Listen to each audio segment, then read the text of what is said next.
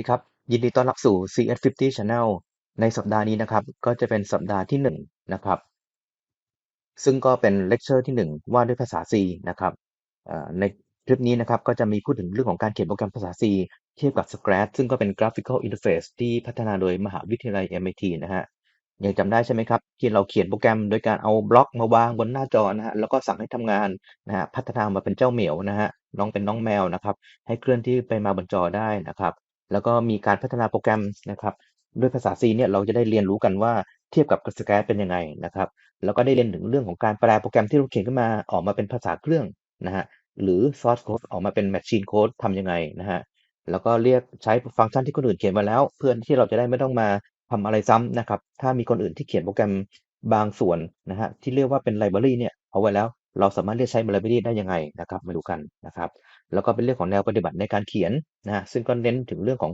ความถูกต้องหรือว่าเขียนถูกก่อนนะครับเขียนในโปรแกรมให้ทำงานที่ถูกต้องแล้วก็ออกแบบให้ดีคือเขียนโปรแกรมให้ถูกแล้วเนี่ยไม่พอนะครับจะต้องออกแบบให้โปรแกรมมีประสิทธิภาพด้วยนะฮะทำงานได้ไม่ช้านะครับแล้วก็มีเรื่องของสไตล์ในการเขียนเพื่อจะพัฒนานิสัยในการเขียนโปรแกรมของเราให้เขียนแล้วเนี่ยคนอื่นมาอ่านโค้ดตรวจโค้ดของเราเนี่ยเข้าใจได้ง่ายนะครับเพราะว่าเราเขียนอย่างมีสไตล์นะฮะหรือว่ามีรูปแบบที่ดีนะชัดเจนเข้าใจง่ายนะฮะมีเรียนเรื่องของโปรแกรมที่มีเงื่อนไขหรือว่าใช้ if else นะฮะเพื่อเพิ่มทางเลือกในการตัดสินใจให้กับโปรแกรมเราได้นะครับแล้วก็เรียนเรื่องของโปรแกรมที่มีการใช้ loop นะฮะใช้การวนซ้ำก็จะเป็นเรื่องของ do while loop นะฮะมีเรื่องของ nested loop หรือว่า loop ซ้อน loop นะครับมีเรื่องของการใช้ตัวแปรในโปรแกรมนะครับแล้วก็มีเรื่องของการเขียนโปรแกรมเกมนะฮะชื่อเป็นโปรแกรมก็คือ Mario นะครับแล้วก็มีเรื่องให้รู้จักปัญหาของข้อจำกัดของข้อมูลแต่ละประเภทนะฮะซึ่งมีเรื่องของการปัดเศษการแทนค่าที่ล้นเกินหรือว่า overflow นะฮะที่เกิดขึ้นนะครับแล้วก็มาดูปัญหาจริงที่เกิดขึ้นนะครับจากการใช้ข้อมูลที่มีข้อจำกัดนะฮะซึ่งเป็นปัญหาจริงที่เกิดขึ้นเมื่อปี 1999 ก่อนที่จะมาเป็นปี 2000 นะฮะจะเกิดปัญหา Y2K กันทั่วโลกเลยนะครับอันนี้ก็เป็นปัญหาที่เกิดขึ้นจากการใช้ข้อมูลที่มีจำกัดนะครับเพื่อไม่ให้เป็นการเสียเวลาก็มาเริ่มดูคลิปกันได้เลยครับขอบคุณครับสวัสดีครับ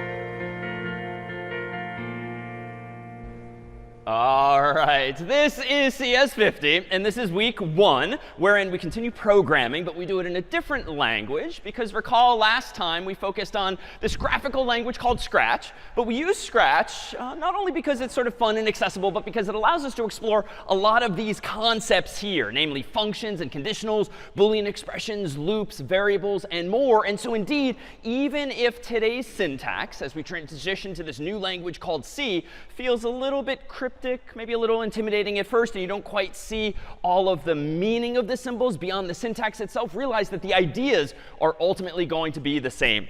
In fact, as we transition from what was last week, a Hello World program that looked a little something like this. This week, of course, it's going to now look a little more cryptic. It's going to look a little something like this. And now, even if you can't quite distinguish what all of the various symbols mean in this code, turns out that at the end of the day, it's indeed going to do what you expect. It's just going to say Hello World on the screen, just like we did in Scratch. So let's start to apply some terminology to these tokens first. So what we're about to see, what we're about to write henceforth, we're going to start calling source code. Code that you, the human programmer, write is just henceforth called source code. Doesn't matter if it's Scratch, doesn't matter if it's C, doesn't matter if it's Python before long.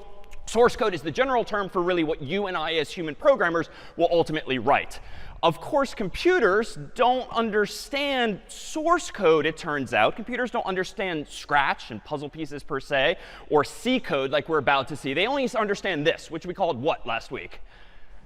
Yeah, so this is binary, zeros and ones, but really it's just information represented in binary. And in fact, the technical term now for patterns of zeros and ones that a computer not only understands how to interpret as letters or numbers or colors or images or more, but knows how to execute as well, henceforth is going to be called machine code, to contrast it with source code. So whereas you and I, the humans, write source code, it's the computer that ultimately only understands machine code. And even though we won't get into the details of exactly what pattern of symbols means what, you'll see that in this kind of pattern of zeros and ones, there's going to be numbers, there's going to be letters, but there's also going to be instructions. Because indeed, computers are really good at doing things, addition, subtraction, moving things in and out of memory.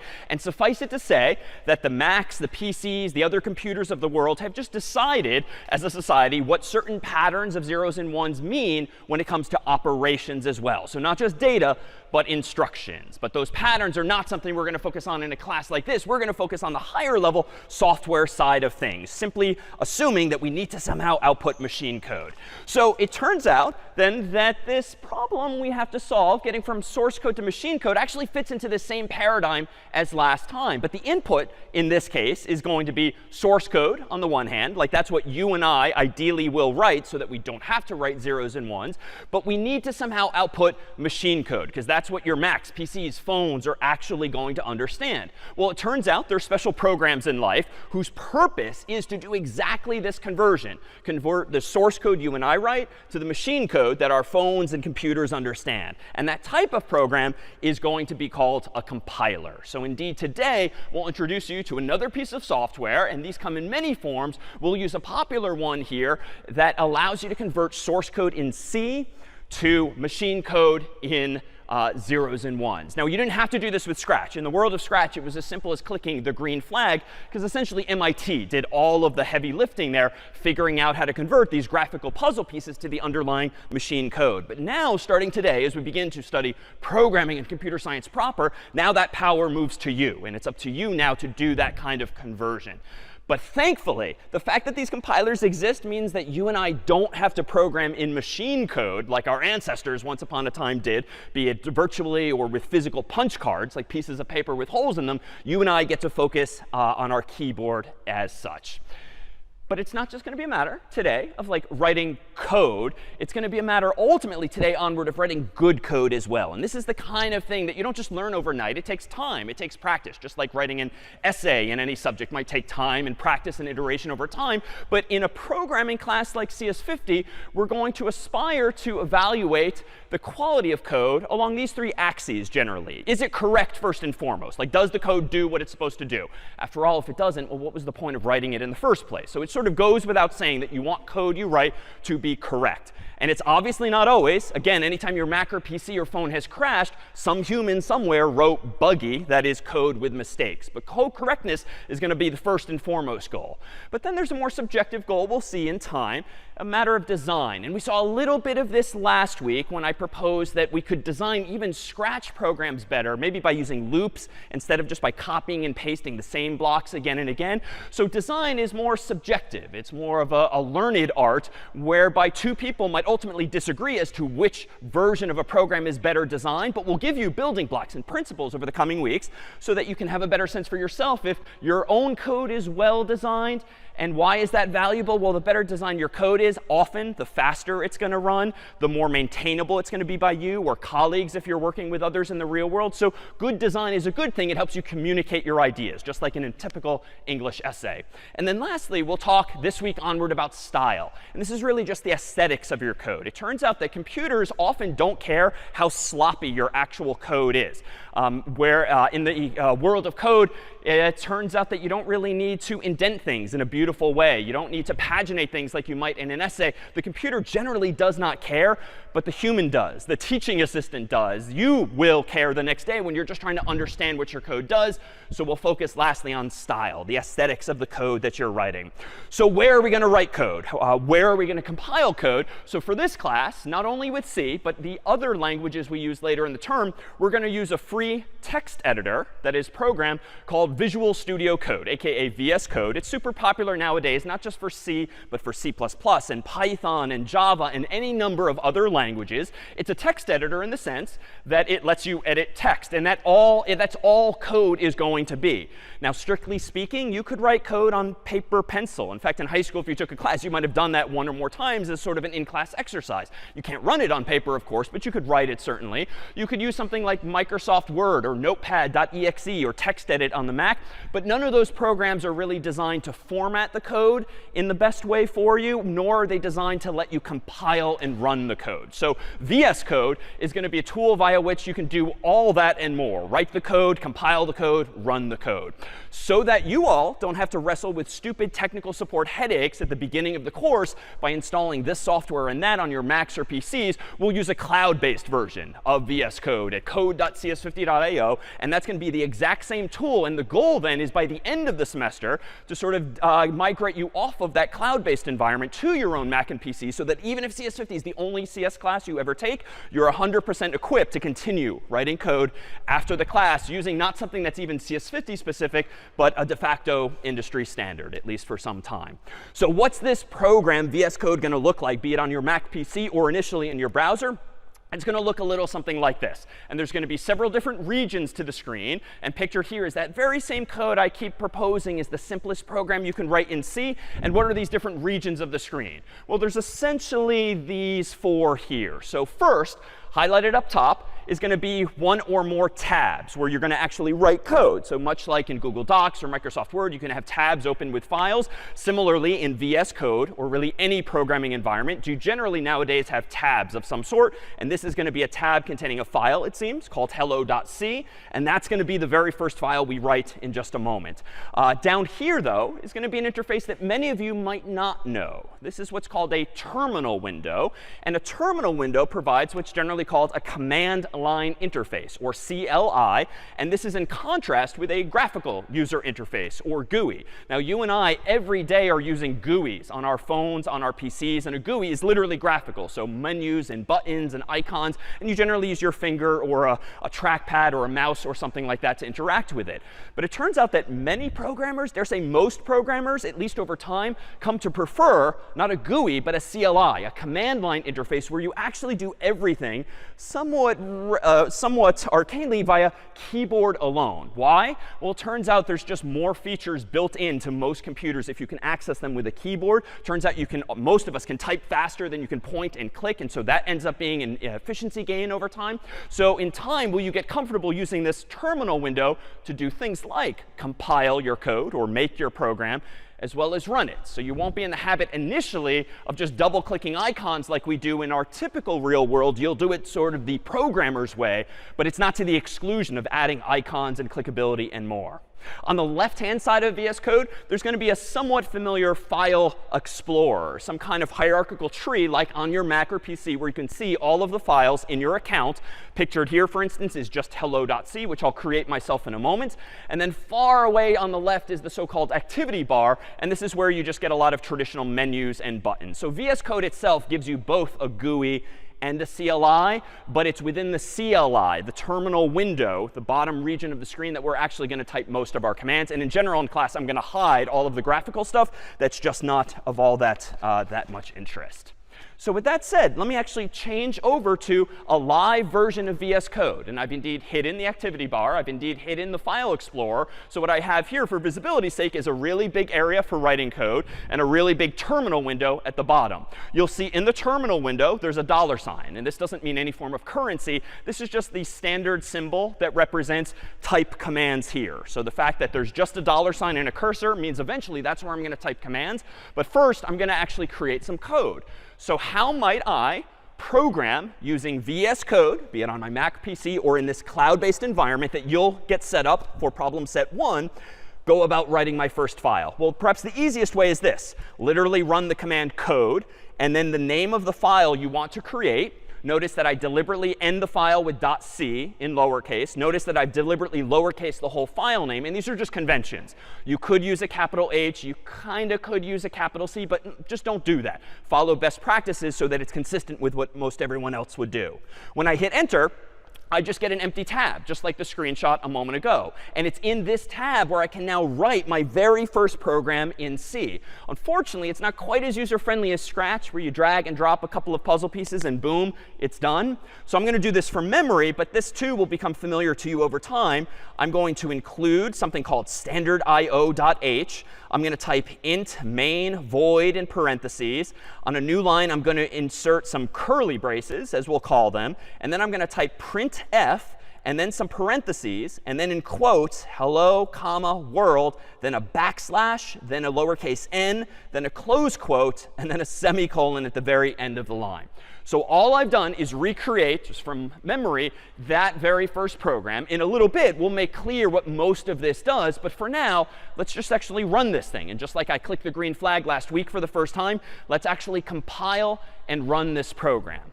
If it were your Mac or PC, and Google or Microsoft or someone else had made the software, at this point in the story, we'd be double-clicking an icon. But we can't do that yet. This is still source code. So I'm going to click back down in my terminal window. Notice I have a second $sign below the first, which just means it's ready for a second command.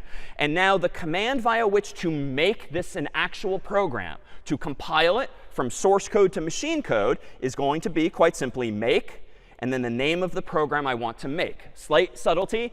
I'm omitting deliberately .c because the program I want to make, I just want to call hello. So don't write make hello.c, just write make hello. And this program make is essentially our compiler. Technically speaking, it's a program that automates the compilation of my program for me. But it is going to see that I've typed the word hello. It's going to automatically look now for a file on the hard drive called hello.c and convert it from source code in C to machine code in zeros and ones. So if I didn't make any typos, enter. Nothing seems to happen, and that's a good thing. Almost always, if nothing gets outputted on the screen, like you did good. Like you didn't make any mistakes. You didn't get yelled at. There's no error messages. So this is actually a good thing. How do I now run this program? Well, notice I've got a third $sign, which just means I'm ready for a third command. And now I'm going to go ahead and run /hello. And this is admittedly a little weird that you have to do /, but for now, just take on faith that this is how you run a program called hello in your current folder, in your current directory in this cloud-based environment.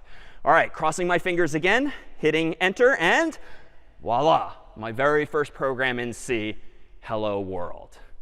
And now, let me go ahead and reveal the file explorer that I proposed exist earlier. I'm just going to use the keyboard shortcut to reveal that. And generally, I keep it closed because I don't really need to know constantly what files are in my account. But you'll see now in the file explorer, similar in spirit to a Mac or PC, but graphically a little different. Here's my file, hello.c. It's highlighted because I have that tab open. But now there's a second file here called just hello. That's the name of my program. So if you were on a Mac or PC, you would ideally double-click that thing. You can't do that in a command line environment. You have to run it down here, but that's all we've done. We've created a file called hello.c, and then my compiler made the program from that. Let me pause here and see if there's any questions, because it's a lot of magical phrases. Yeah? Yeah, so if you're currently following along, playing along at home, and you're getting some kind of error message, part of today will be for me to deliberately induce some of those error messages. For now, let me just propose that if you literally did what I did, you must have made a typo somewhere. And notice that it's indeed standard IO, stdio.h.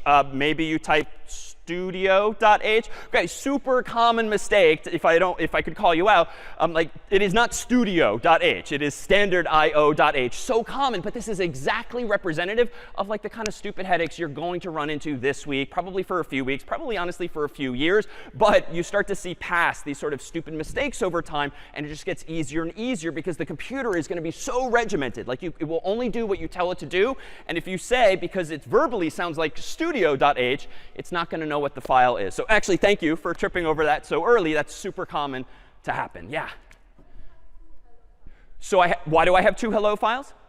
So why do I have two hello files? One is the one I created as the human called hello.c, and it's pictured right here. But then when I ran make hello, that process compiled my source code into machine code. So this second file, just called hello, is the file that contains all of those zeros and ones that the server actually understands. All right, so yeah, question. If you try clicking on the hello file, you'll see in this environment of VS Code, quote unquote, the file is not displayed in the editor because it is either binary, aka zeros and ones, or uses an unsupported text encoding. In this case, it's binary. It's zeros and ones. Now, you could use software to see those zeros and ones. It won't be intellectually enlightening to most any human. So VS Code just takes the choice of not showing it to you at all. So that would be a common mistake, too, clicking on a file you don't intend. But the source code is indeed going to be editable by us. All right, so I've written this program. It seems to sort of magically work, at least with some effort, if you get every single keystroke right. Well, what is it that's going on, and how is this working? Well, first of all, notice that even without my highlighting things or choosing buttons from menus, notice that it's already kind of color-coded. And yet I wasn't highlighting along the way and sort of Google Docs style changing the color, certainly. Well, it turns out what VS Code and most programming environments nowadays do for you automatically is syntax highlighting. So syntax highlighting is just this feature of typical text editors nowadays that analyzes the code that you've typed. And when it notices certain types of keystrokes, things that represent functions or conditionals or loops or variables, a lot of the vocab from last week, it just highlights it ever so differently for you. So main, for instance, which we'll soon see, is in purple here. Int and void and include are in red. Hello world is in blue. My parentheses are in green. This will totally vary by programmer too. In fact, if you do want to change these colors for problem set 1 for your own environment, you can poke around VS Code settings via the gear icon. You can change to a different color theme. Syntax highlighting isn't some specific color scheme like it is in Scratch. It just generally is to each human their own preference. But that's all that's happening here is this notion of syntax highlighting at the moment. Well, what more is going on in this code before I run it, but rather write it?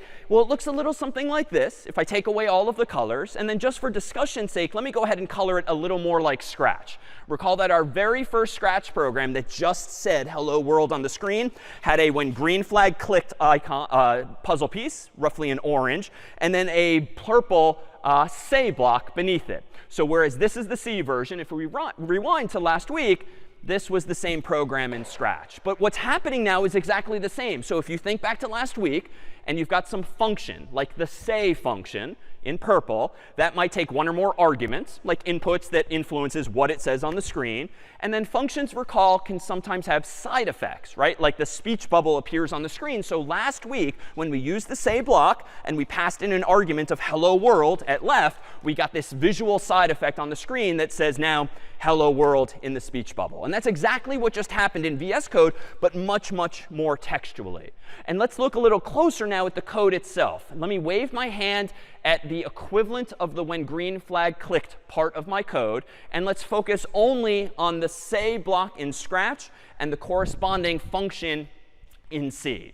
So if I step through this and I wanted to convert what we did last week with the say block to C, I would first use the print function. Although that's actually a bit of a white lie. It's actually the printf function. Printf means formatted, and it's just a function that allows you to format text on the screen. There is no say function in C. There's a printf function. What MIT did down the road years ago was they took what existed historically as printf, and they simplified it for a broader audience by just calling it essentially say instead.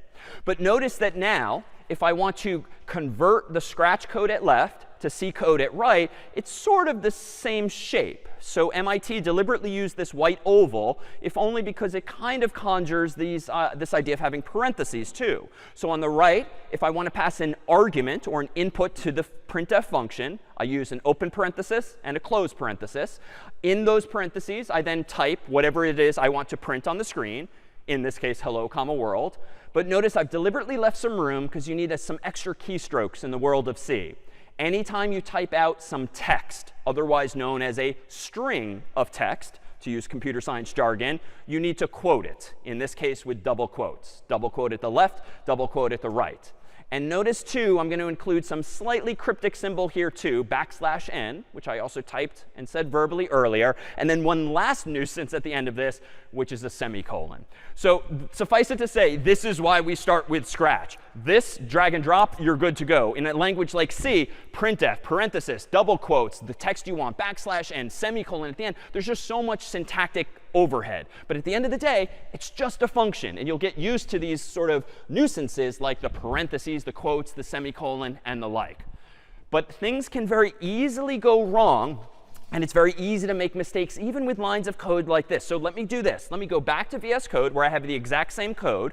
Notice that on line 5 is exactly that line of code. So this is the equivalent of the say block. And let's consider what mistakes I may make early on, or even now, 20 years later after learning this, that are quite common in general. Suppose I forget the semicolon there. So easy to do. You will do this eventually. Let's see what happens now when I go back to my terminal window and try to compile my code again. Just to keep things tidy, I'm going to clear my screen. But that's just for lecture's sake so that we can focus only on the most recent command. But I'm going to go ahead now and rerun make hello. This will ensure that my program is recompiled. And this is a manual process. I changed my code. The zeros and ones on the hard drive have not changed. I need to recompile it to output the latest machine code. So here we go. I'm going to hit enter, crossing my fingers as before. But again, I removed the semicolon by accident. Oh my God, there's like more lines of errors now than there are of actual code. And this, too, takes some getting used to. The programs we're using were not necessarily written with the least comfortable audience in mind, but really professional programmers back in the day. But through practice and through experience and through mistakes, you'll start to notice patterns here, too. So here's what I typed. Make hello after the $ prompt. Now I get yelled at with as follows. hello.c :5:29. Well, what's that referring to?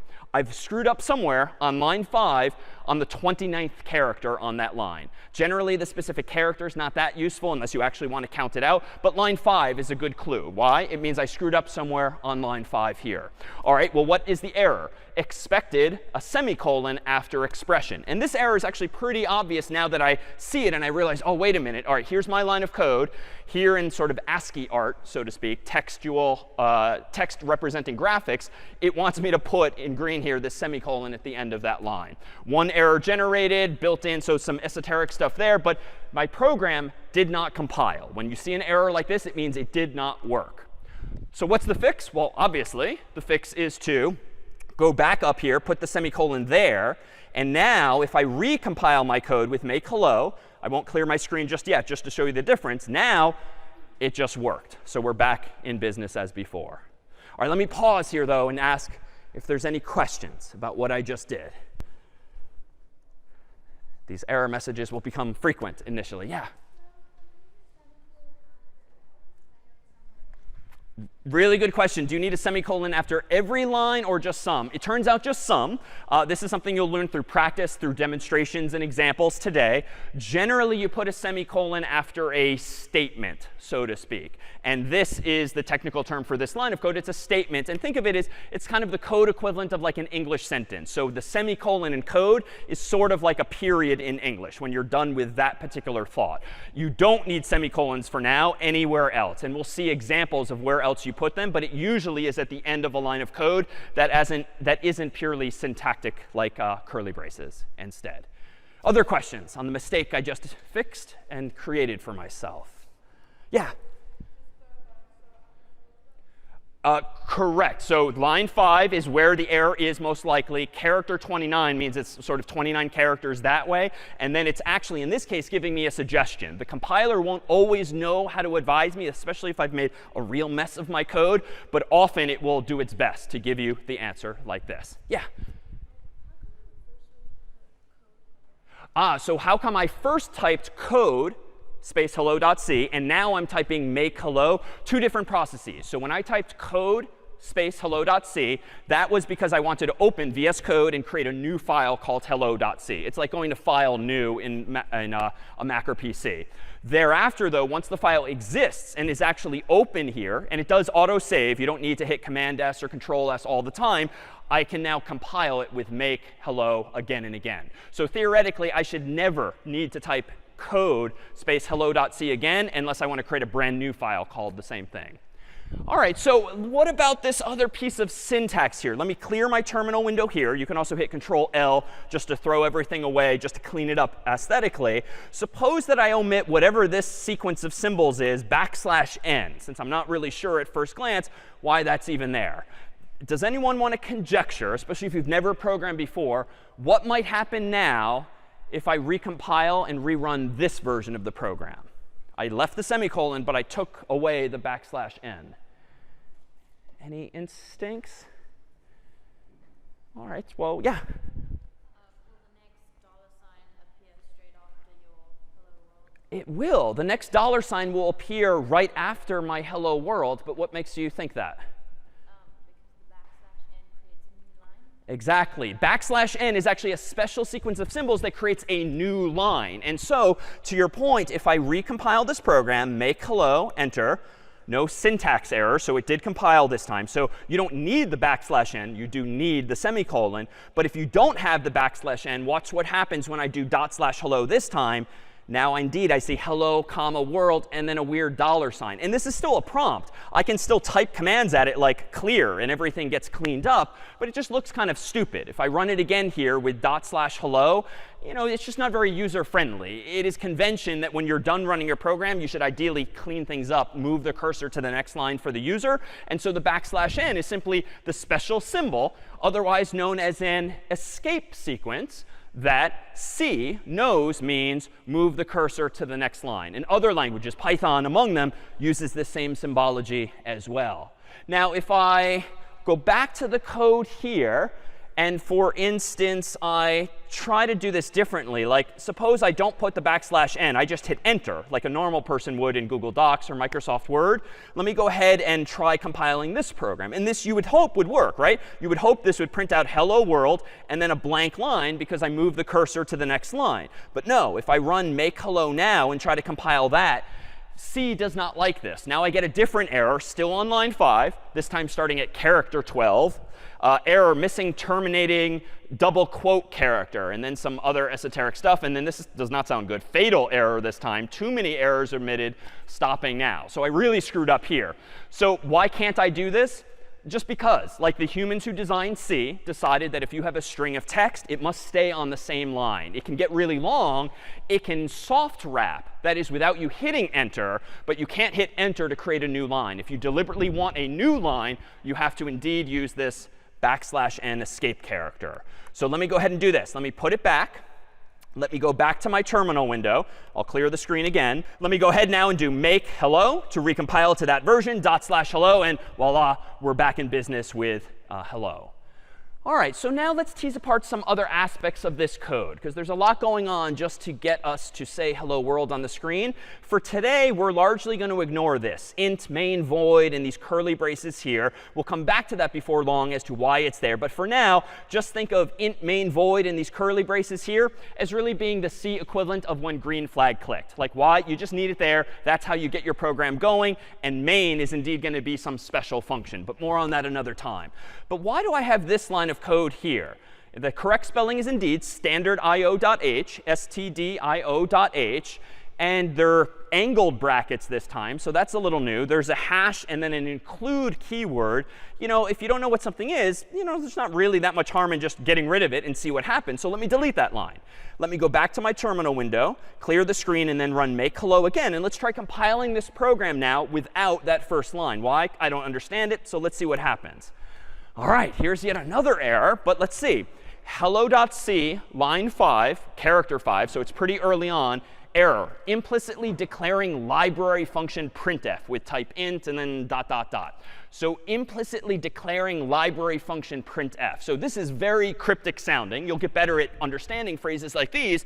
But apparently, I do need the include line for standard.io.h. But why? Based on this symptom, what might your instinct be for what that first line of code is doing for us in the first place? Why intuitively must it be there?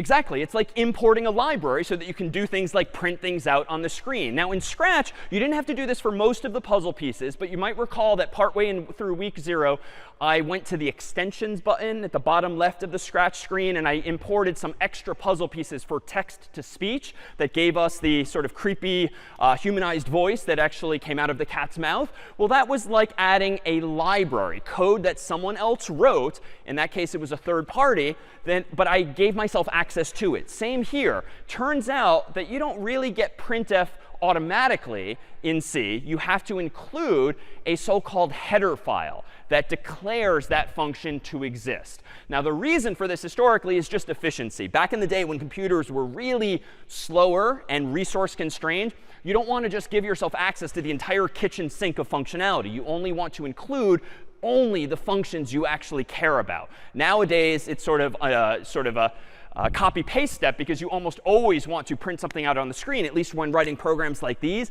But these so-called header files contain enough information about all of the functions in what's called the standard I/O library. And standard I/O just means standard input and output. And that's appropriate, right? Because printing is pretty basic output.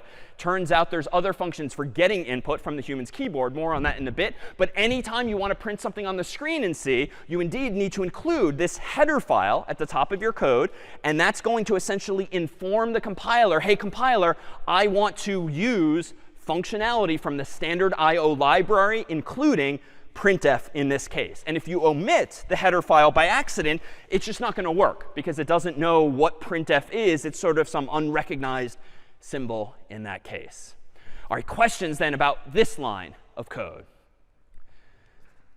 This line of code here, or what these header files are. All right, you might wonder, well, how do you know what functions exist? How do you know what files you might indeed want to include? Well, it turns out that C is a many-year-old language, and it has ample documentation.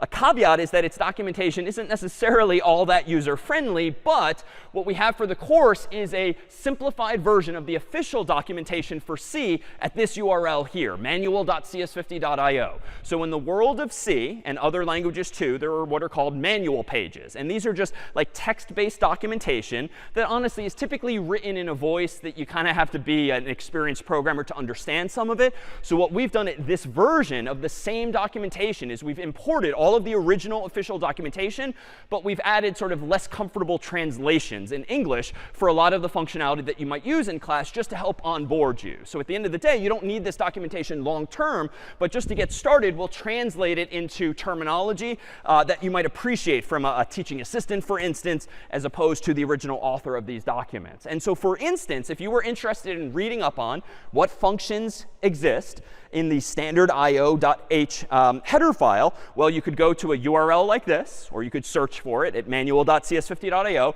That would show you a list of all of the available functions in that library. And printf, indeed, would be one of them. And then you could click further on that, reaching a URL like this, that's just going to give you all of the documentation for how to use printf. It turns out you can do even more than just printing out hello world. And we'll scratch the surface of that today. But it turns out that the documentation will always be your authoritative source, ultimately, for questions like, what can I do and how can I do it? Meanwhile, it turns out that CS50 has its own library accessible via a header file called cs50.h. It turns out in C that output is actually pretty easy, relatively speaking, once you get used to all the curly braces, parentheses, quote marks, and the like. But input is a little more difficult. And if you have programmed before, input's not that hard to do in Python. It's not that hard to do in Java. It's more difficult to do in C. And we'll see why in a couple of weeks. But for the first couple of weeks of the class, we actually provide you with some training wheels of sorts, whereby we have a number of functions that are declared in this file, cs50.h. It lives its documentation at a URL like this. And in a moment, we'll use a few of these. You'll see that cs50 provides you with some functions like get char for get a single character from the user's keyboard, get int to get an integer from the user's keyboard, get string to get a sequence of text from the user's keyboard, and a bunch of others as well.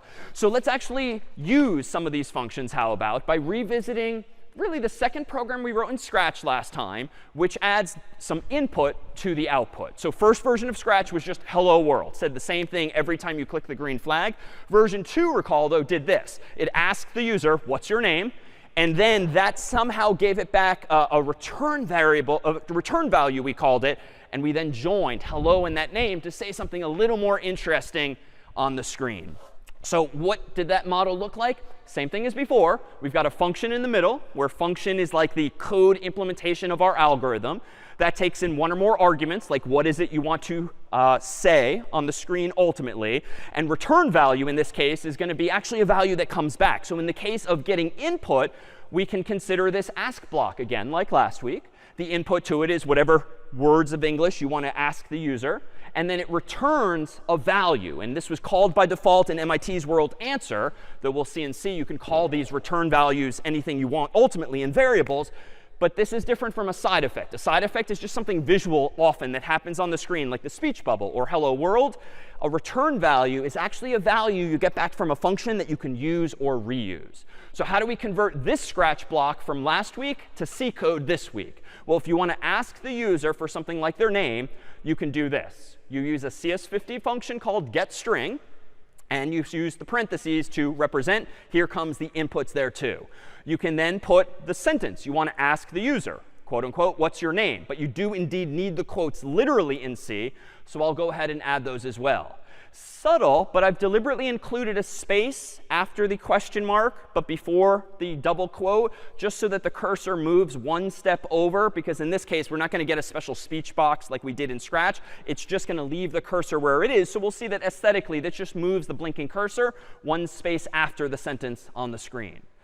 All right, but the catch is with Scratch, we just automatically got back the answer from the user in a special variable called answer. In C, you're going to have to be a little more specific. In C, if you want to get back a return value from a function like getString, you have to use an equal sign and then the name of a variable on the left. The choice of variables is up to you. I could have called this anything, x, y, z. I'm going to more descriptively call it answer for parity with what MIT did with Scratch. But notice that this doesn't represent equality per se. This is assignment in this case. So in C, when you use a single equal sign, that means copy the value on the right over to the value on the left, from right to left. So what does this do for us? Well, if getString is a function that prompts the user with, quote unquote, what's your name, and it has, I claim, a return value, that means it kind of hands me back some value. But it's up to me in C to do something with that value. So if I want to copy that value into a variable that I can use and reuse, I use an equal sign, and I invent on the left-hand side of that equal sign any variable name I want. There's certain rules, there's certain conventions, but generally if you use a single word with all lowercase, you're in good shape. But C is a little more pedantic than that. And those of you who have programmed before might not be used to this, for instance, in Python, which is a world we'll get to in a few weeks. You also have to tell C what type of value you're storing. So if I do want a string of text from the user, so not an integer, not a single character, I want a whole string of text, like a phrase, a sentence, a name in this case, I have to tell C that this variable is of type string. So it's a little wordy, but you get used to it, and you just have to be precise. You're informing the computer what type of value is going in this variable. All right, it's so close to being correct, but I have omitted something that's annoyingly important still. What's missing still? Yeah. So semicolon. This is a statement. This is like a full thought, if you will, in code. I do need to end it ultimately with the semicolon at the end there. All right, so this was more of a mouthful, but let's try using this in now my code. Let me go back to VS Code, where I have version 0 of my code here. Let me go ahead and include one other file at the top of hello.c, namely include cs50.h, so that I have access now to getString and anything else I might want. Now let me go ahead and add a line of code here inside of these curly braces. And let me go ahead and do this. String answer equals getString, quote unquote, what's your name, question mark. I'm going to add an extra space before the double quote. I'm going to indeed end my thought with a semicolon. And now let me deliberately make a mistake just to make a point here. Let me now try changing hello world to hello, comma, answer. All right, now perhaps, even though this is some new lines of code, you can see where I've erred already. But let me try making this program now. So far, so good. So no error messages. So that's a good thing. Let me go ahead and run /hello.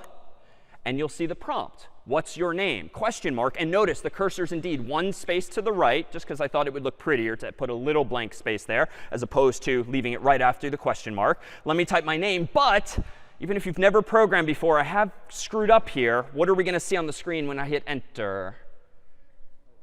Yeah, hello answer, most likely. Why? Because the computer is going to take me literally. And if I say, quote unquote, hello answer, that is the string of text followed by a new line that's going to be outputted to the screen. So we need some way of actually plugging answer into this line of code. It's not quite as simple as Scratch, where you could just grab like a second say block and drag and drop the variable there. We actually need a new syntax. And it's going to look weird at first, but it is everywhere in software nowadays, especially in the world of C and certain other languages. So let me go ahead and propose that I solve it as follows. Well, back when we did this in Scratch, remember that the most elegant solution was this here. We used the say block still, which is going to be analogous to printf today. But I used the join puzzle piece in Scratch to combine hello, comma, space, and then the name of the human. So how do we translate this code to C? Well, it's going to look a little different now. I'm going to start with printf with some parentheses and a semicolon representing the say block. But how do I now do this joining? This is where the puzzle pieces don't quite translate perfectly. This would be the way to do this. You put hello, comma, and then a placeholder. So this is what's known as a format code in C, specifically for printf. And it just means this is a placeholder for a string. Again, a string is just text. So this means, hey, computer, print out literally hello, comma, space, and then not literally %s. %s is treated specially to mean plug in some value here. All right, so what else do I still need? Well, this is still some text. So I'm still going to surround the whole thing with double quotes. I'm still going to include my \n just to keep things tidy and move the cursor to the next line. So the last step here in C is to somehow join the answer with that word hello. And the way you do this is with printf, passing it not one argument, which is what I keep doing. I keep passing it one string of text, quote unquote. I'm going to now add a comma and then the name of the value that I want printf to go back and plug into that %s. And printf is just smart about this. If you have 1%s and one additional argument after a comma, it just does from right to left, it plugs it in. If you have 2%s's and two variables after the comma, that's OK too. If you separate them with commas, it'll plug the first into the first %s and the second variable into the second %s. So it's just left to right order of operations. It's not as pretty or as simple as this, but this is how it's done in C. All right, let me pause, because this is a lot of symbology. Any questions on this technique here? Yeah?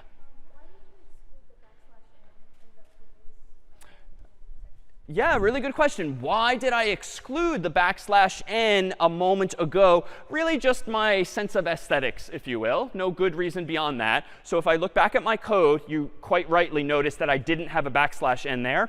That's just because for whatever sense of style that I have, I wanted the name to be typed right after the question. I totally could have added a \n there instead of a space. That would have just allowed me to type down here. Totally fine. Just wanted to show you something different. Good catch. Yeah. Can I show an example with 2%s's? Surely. So let me, in VS Code, do this. Let me clear my terminal window to clean things up. And let me do this. Instead of calling the variable answer all over the place, let me call it first. And I'll ask two questions. What's your first name? And now let me do string last equals get string, quote unquote, whoops, capitalization matters. So let me fix my capital S there. Quote unquote, what's your last name? Question mark, semicolon. And now we'll plug in 1%s and a second %s. And now I'm going to plug in first, and last, coincidentally. And now I'm going to go back to the terminal window. Make hello, crossing my fingers. All good. /hello. Here's my first question, David. Here's my second question, Malin. And again, hello, David Malin. So it just inserts them left to right. All I was doing for parity with Scratch, though, and let me go ahead and undo this again. I'll go back to answer like this. I'll go back to just asking for the person's name. I'm going to delete mention of last. I'm going to delete mention of the second %s. And now if I recompile this simpler version, I did screw up. Didn't intend it. What did I do wrong? Yeah, so just newbie mistakes. So I changed my variable back to answer just to be consistent with week 0, but I didn't change it here. So I have a use of undeclared identifier first. It's undeclared in the sense that I declared answer a line prior. I didn't declare first. So indeed, intuitively, I want to just change that to that. Let me now do make hello again. /hello. Type in just my first name this time, and there it is. Hello, David. Questions on this then syntax with printf? Yeah. The placeholder, I'll zoom in, is just a single % and then an s. So inside of my string here is %s. And then I have a comma outside the quotes, and then the name of the variable whose value I want to plug in for that %s. And now notice there's technically 2 commas inside of these parentheses on line 7. And yet I claim that printf at the moment is only taking in 2 arguments. Why is there then 2 commas but only 2 arguments? If there were 2 commas, you would think there would be 3 arguments, right?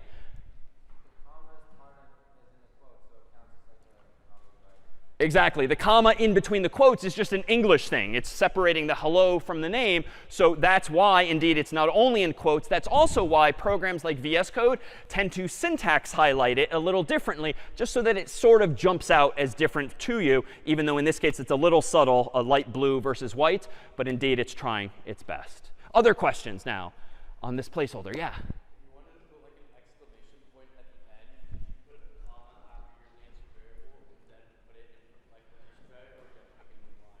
Good question. If I wanted to add an exclamation point after the name, would I have to add another placeholder and so forth? I could actually do that much more simply. I can just put the exclamation point right after the %sign. I don't need an additional placeholder per se. If I zoom out now and run make hello again, /hello, and type in just my name, no exclamation point, now you'll see more excitedly hello, comma, David. So printf is smart. It will figure out where the %s is and then go and replace it. Now, let me propose that a common thing in programming is that as soon as we make a decision as to how to design something, we often paint ourselves into a corner and sort of regret a decision. Can anyone think of a problem that arises from using %s as a placeholder in this string to printf? What could go wrong if we're using % in this special way? Yeah, if you literally want to say, for whatever weird reason, %s on the screen, or honestly, even just a single %. It turns out that a % sign is treated specially inside of printf strings. So what's the solution here? There's different patterns of solutions to problems like these. But suppose you wanted to say, I got 100%, for instance. Let me go ahead and change this completely. So I got 100% on your test or whatever. All right, let me go ahead and run make hello, enter. All right, so invalid conversion specifier. I mean, I have no idea what this means, but it's underlining the % sign is problematic. Well, it turns out that humans years ago decided, oh, all right, damn it, we already used %. Well, 2% signs will mean 1% literally. So now if I rerun make hello, aha, /hello, I got 100%. So there's going to be things like that, honestly, that you have to ask someone, you have to Google, you have to look it up in the documentation. But there's always a solution to those kinds of problems. And thankfully, they don't come up all that often. Yeah? Oh, just pointing. Other questions? Yeah? If you have multiple variables, it is in the left-right order. So printf will analyze the first string of text that you pass in between quotes. And whatever the first % is, the first variable that's passed in after a comma gets plugged in there. And then the second gets plugged into the second, third into the third, and so forth. So it's just based on left to right. Yeah?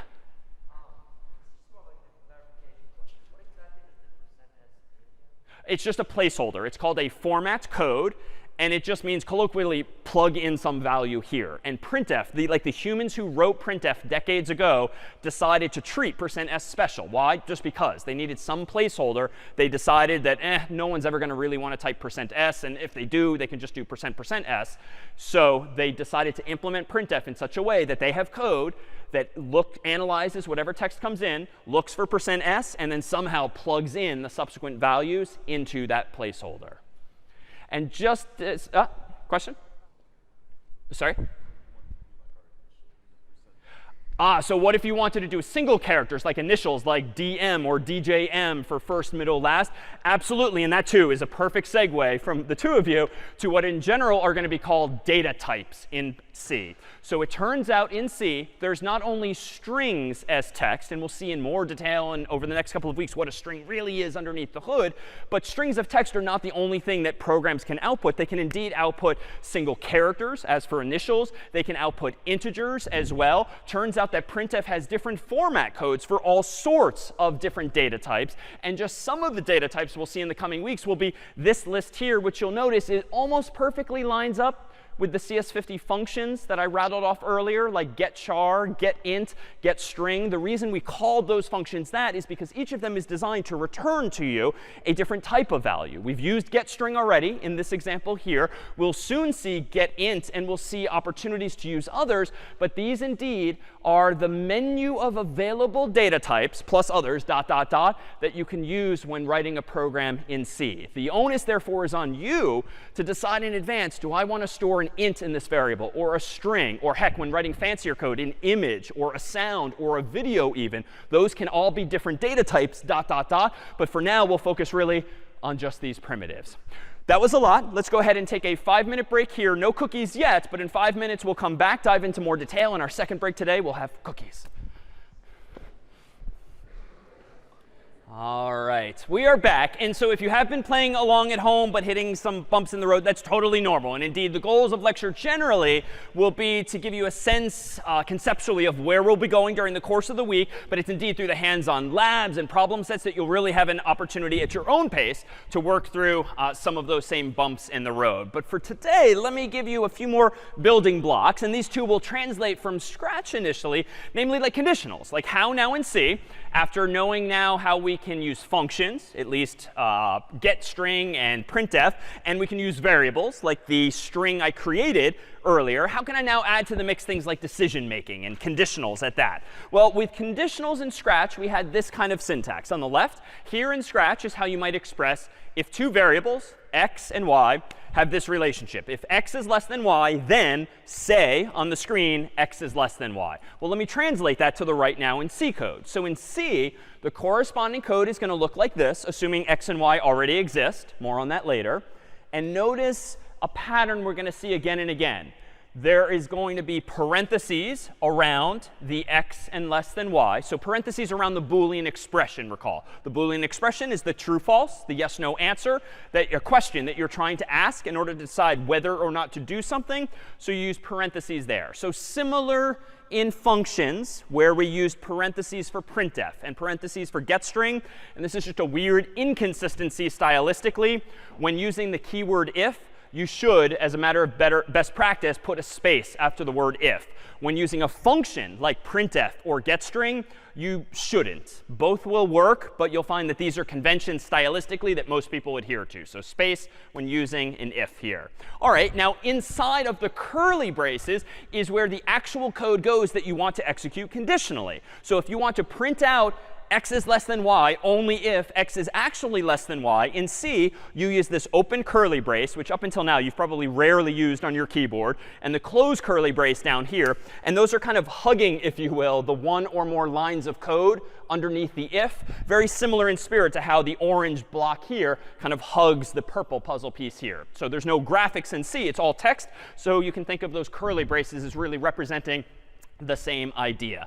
As a side note, if you only have one line of code inside of the if condition, if you will, you strictly speaking don't need the curly braces, but as a matter of good style, do include them. It will make more obvious what your intent is. How about in Scratch if you wanted to express this? Two ways in the road that you might go, left or right, so to speak. Well, if x is less than y, I want to say x is less than y. Else, I want to say the opposite. X is not less than y in this case. So I'm making a decision based on that Boolean expression. In C, it's almost the same, but you're adding to the mix the keyword else. So MIT borrowed for Scratch the same keyword there, and a second pair of curly braces, open and close respectively. And you might guess now what goes inside of those. Well, you print out x is less than y, or you print out x is not less than y. All right, what if there's a three-way fork in the road? In Scratch, this actually gets a little unwieldy graphically, if you will. But notice that in Scratch, this is how we could express if x is less than y, say x is less than y. Else if x is greater than y, say x is greater than y. Else if x equals y, then say x is equal to y. Now, minor inconsistency here. Just a little bit ago, I claimed in C that an equal sign represents what operation? Assignment from right to left. Insofar as Scratch is really meant for kids and they didn't really want to get into the weeds of this kind of semantic, equal sign in Scratch means equality. However, we're going to need to fix this in C in just a moment. In C, equal sign means assignment right to left. In Scratch, it literally means what you would expect. All right, let's translate this code then to C. On the right, this code would correspond really to this. And you can perhaps see somewhat goofily what the solution was, not unlike the %% solution earlier when humans painted themselves into one other corner. You say if, you say else if, and you say else if. And how did we resolve the use of a single equal sign already? In C, when you want to express equality, is the thing on the left equal to the thing on the right? You literally use two equal signs right next to each other, no space in between them. But now, this code would be correct on both the left and the right, whether you're doing this in Scratch or C respectively. But now we can kind of nitpick our code, specifically the design thereof. Logically, can anyone critique the design of this code, either in Scratch or C? Like, I feel like we could do better. How about in back?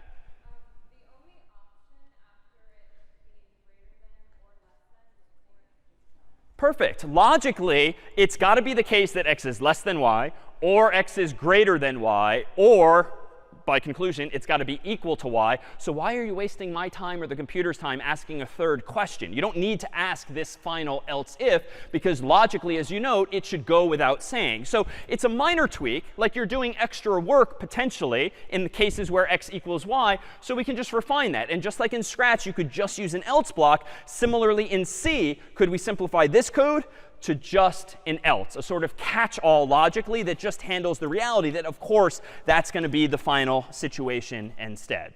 All right, so we have this ability now to express conditionals with Boolean expressions. Let's actually do something with this next here. So let me go back to VS Code. I've closed hello.c, and I want to create a second file for the sake of some demos now. Recall that you can create new files by typing code space and then the name of the file you want to create.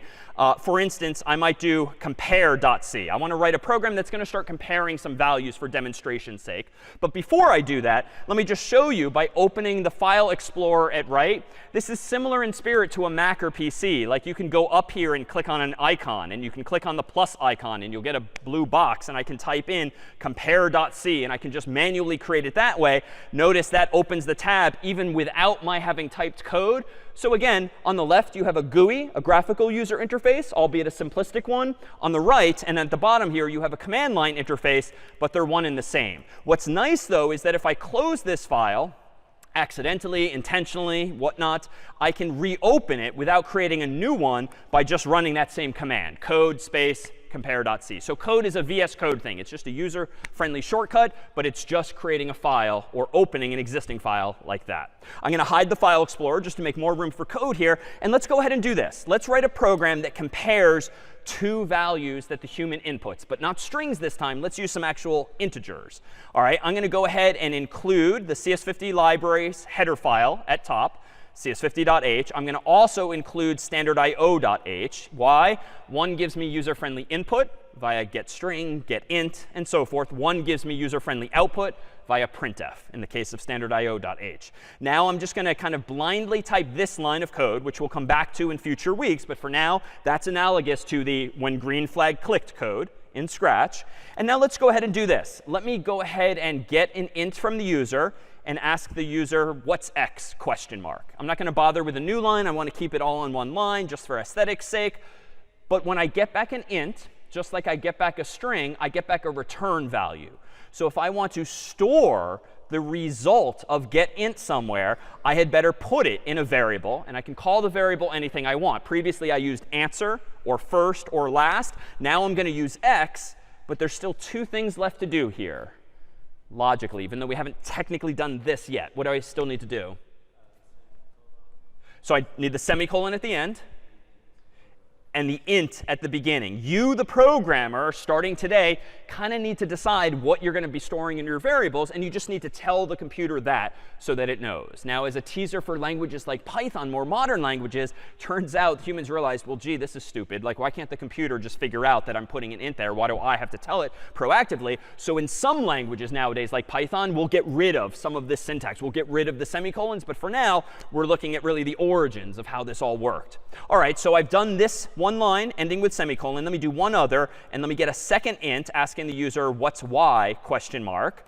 So almost identical, but different responses from the user, hopefully. And let me just ask simply, if x is less than y, in parentheses, then some curly braces, let me go ahead and print out, quote unquote, x is less than y, backslash n. And now, just as a side note, I seem to be typing kind of fast. Some of that is because VS Code is helping me. Let me go back to this first line with the if, hit enter, and now I'm only on my keyboard going to type the open curly brace. This is a feature of many text editors nowadays. It finishes part of your thought. Why? Just to save yourself a keystroke, to make sure you don't accidentally forget the closing one. So you'll notice sometimes that things are happening that you didn't type. It's just VS Code or future programs you use trying to be helpful for you. I'll go ahead and manually type out now printf, x is less than y, backslash n, close quote, semicolon. So let me go ahead now and try to run this. And we'll see. Let's see. So make, not hello, but make compare, because this file is called compare.c. Hitting enter. OK. No output is good because it means I haven't messed up. Let me do /compare instead of /hello. Enter. What's x? How about 1? What's y? How about 2? X is less than y. Well, let's try it again. And here I'll save you some keystrokes too. Let me clear my screen. Instead of constantly typing /this and /that, you can also use your keyboard's arrow keys in VS Code to scroll back through time. So if I hit up once, there's the last command I wrote. If I do it up twice, there's the second to last command I wrote. So sometimes if you see me doing things fast, it's just because I'm kind of cheating and going through my history like that. All right, let me go ahead, though, and rerun /compare. Enter. Let's reverse it this time. 2 for x, 1 for y. And now, of course, there's no output. All right, well, that's logically to be expected because we didn't have an else here. So let's add that. Else. Now let's open my curly braces, letting VS Code do one of them for me. Printf, quote unquote, x is not less than y, backslash n, semicolon. Let me go ahead and try this again. /compare. Enter. Again, 2 for x, 1 for y. And we should see, what did I do wrong? Why am I not seeing any else output? Yeah. Exactly. You got to get into the habit after you change your code of recompiling it. Otherwise, the zeros and ones in the server are the old ones until you manually compile. So let's fix this. Make compare, enter. No error messages. That's good. /compare, 2, 1. And now I get back the output. So x is not less than y. How about if I go and add in the third condition? Well, we can do this either efficiently or inefficiently. Let me go ahead and refine this. So else if x is greater than y, let's literally say x is greater than y. And now I could do else if x equals y, but I think we already claimed that that's unnecessarily inefficient. So let's just have our catch-all. And here I'm going to say, quote unquote, x is equal to y, backslash n, close quote there. So I think now with this code, we've handled all 3 scenarios. Let me go ahead and recompile it properly. Make compare, /compare, and now 1 and 2, x is less than y. Let me run it again. 2 and 1. X is greater than y. And lastly, 1 and 1, and x is equal to y. So for the most part, our code's getting longer. We're up to like 21 lines of code, though some of them are just single characters on the screen.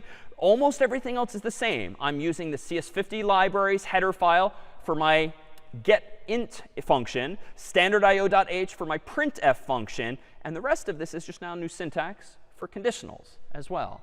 Questions then on this C implementation of just some basic comparisons like this? Any questions? Yeah?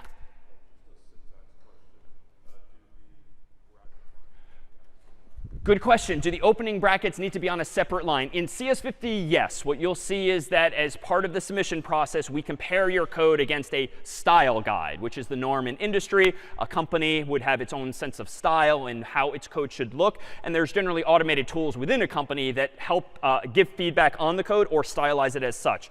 There are alternative styles than what we use in the class. We deliberately keep and ask that you keep the curly braces on their own line, if only because it rather resembles like the hugging nature of Scratch's blocks and just makes clear that they're balanced, open and closed. However, another common paradigm in some languages and with some programmers is to do something like this on each of them. So you have the opening curly brace on the same line as here. We do not recommend this. This is in vogue in the JavaScript world and some others.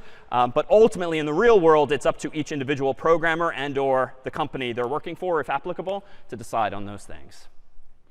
All right, so beyond then these conditionals, what if we want to do something that's maybe pretty common? So almost every piece of software or website nowadays that you use has you like agree to some terms and conditions by typing like yes or no or just Y for yes and N for no. So how could we implement some kind of agreement system? Well, let me do this. Let me create a new program, a third one called agree.c. So I'm going to write code agree.c just to give myself a new tab. I'm going to start as always now, include CS50.h. Let's include standard IO.h. And then let me do my int main void, which again, for today's purposes, we'll take at face value is just copy paste. And if I just want to get y or n, for instance, instead of yes or no, we can just use a simpler variable here. How about just a char? A character, a single character. So I can use getChar to ask the user, for instance, do you agree question mark? But as before, I need to store this somewhere. So I don't want a string because it's a single char. I don't want an int. I just want a char. And it's literally C-H-A-R. And then I could call this thing anything I want. It's conventional. If you have a simple program with just a single variable and it's of type char, call it C. If it's an int, call it I. If it's a string, call it S. For now, I'm just going to keep it simple and call it C. And now I'm going to ask a question. So if C equals, how about quote unquote y, then let me go ahead and print out agreed, \n, as though they agreed to my terms and conditions. Otherwise, let's see, else if the character equals quote unquote n, then let me go ahead and print out, say, not agreed, as though they didn't, quote unquote. And let's leave it at that, I think, here initially. Now, you'll notice one curiosity, one inconsistency, perhaps. Does anyone want to call it out, though it's somewhat subtle? I've done something ever so slightly differently without explaining it yet. Do you see it? Yeah, so I've suddenly used single quotation marks for my single characters and double quotes for my actual strings of text. This is a necessity in C. When you're dealing with strings, like strings of text, like someone's name, a sentence, a paragraph, anything really more than one character, you typically use double quotes. And indeed, you must. When dealing with deliberately single characters, like I am here for y or n, you must use single quotes instead. Why? Because that makes sure that the computer knows that it's indeed a char and not a string. So double quotes are for strings, single quotes are for chars. So with that said, let me go ahead and zoom out. Let me go ahead in my terminal window, run make agree, enter. Seems to work OK. So let me go ahead and do /agree. Let me go ahead now and type in y. Here we go. Enter. Let me try that again. Rerun /agree. How about no? Enter. Why is it not behaving as I would have expected? Yeah, I kind of cheated there, and I hit the caps lock key just as I started typing in input. Why? Because I deliberately wanted to type in uppercase instead of lowercase, which is kind of reasonable. Right? It's a little obnoxious if you force the user to toggle their caps lock key on or off when you just need a simple answer. That's not the best user experience or UX, but it would work if I cooperated. Let me run this again without caps lock on. Y, lowercase for yes. That worked. N, lowercase for no. That worked. But how could I get it to work for both? Well, how about this? Let me go ahead and just add two possibilities. So else if C equals quote unquote capital Y, then also do printf agreed \n. And down here, else if C equals single quote capital N, then go ahead and print out again, not agreed. OK, this I will claim now is correct. And I'll do make agree real fast, /agree, and I'll use capital. It now works. I'll use capital. It again works. But this is perhaps not the best design. Let me hide the terminal window and pull this up on the screen all at once. Why might this arguably not be the best design, even though it's correct? There's another term of art we can toss here, like something smells kind of funky about this code. This is an actual term of art. Like there's code smell here. Like something smells a little off. Why? What do you think?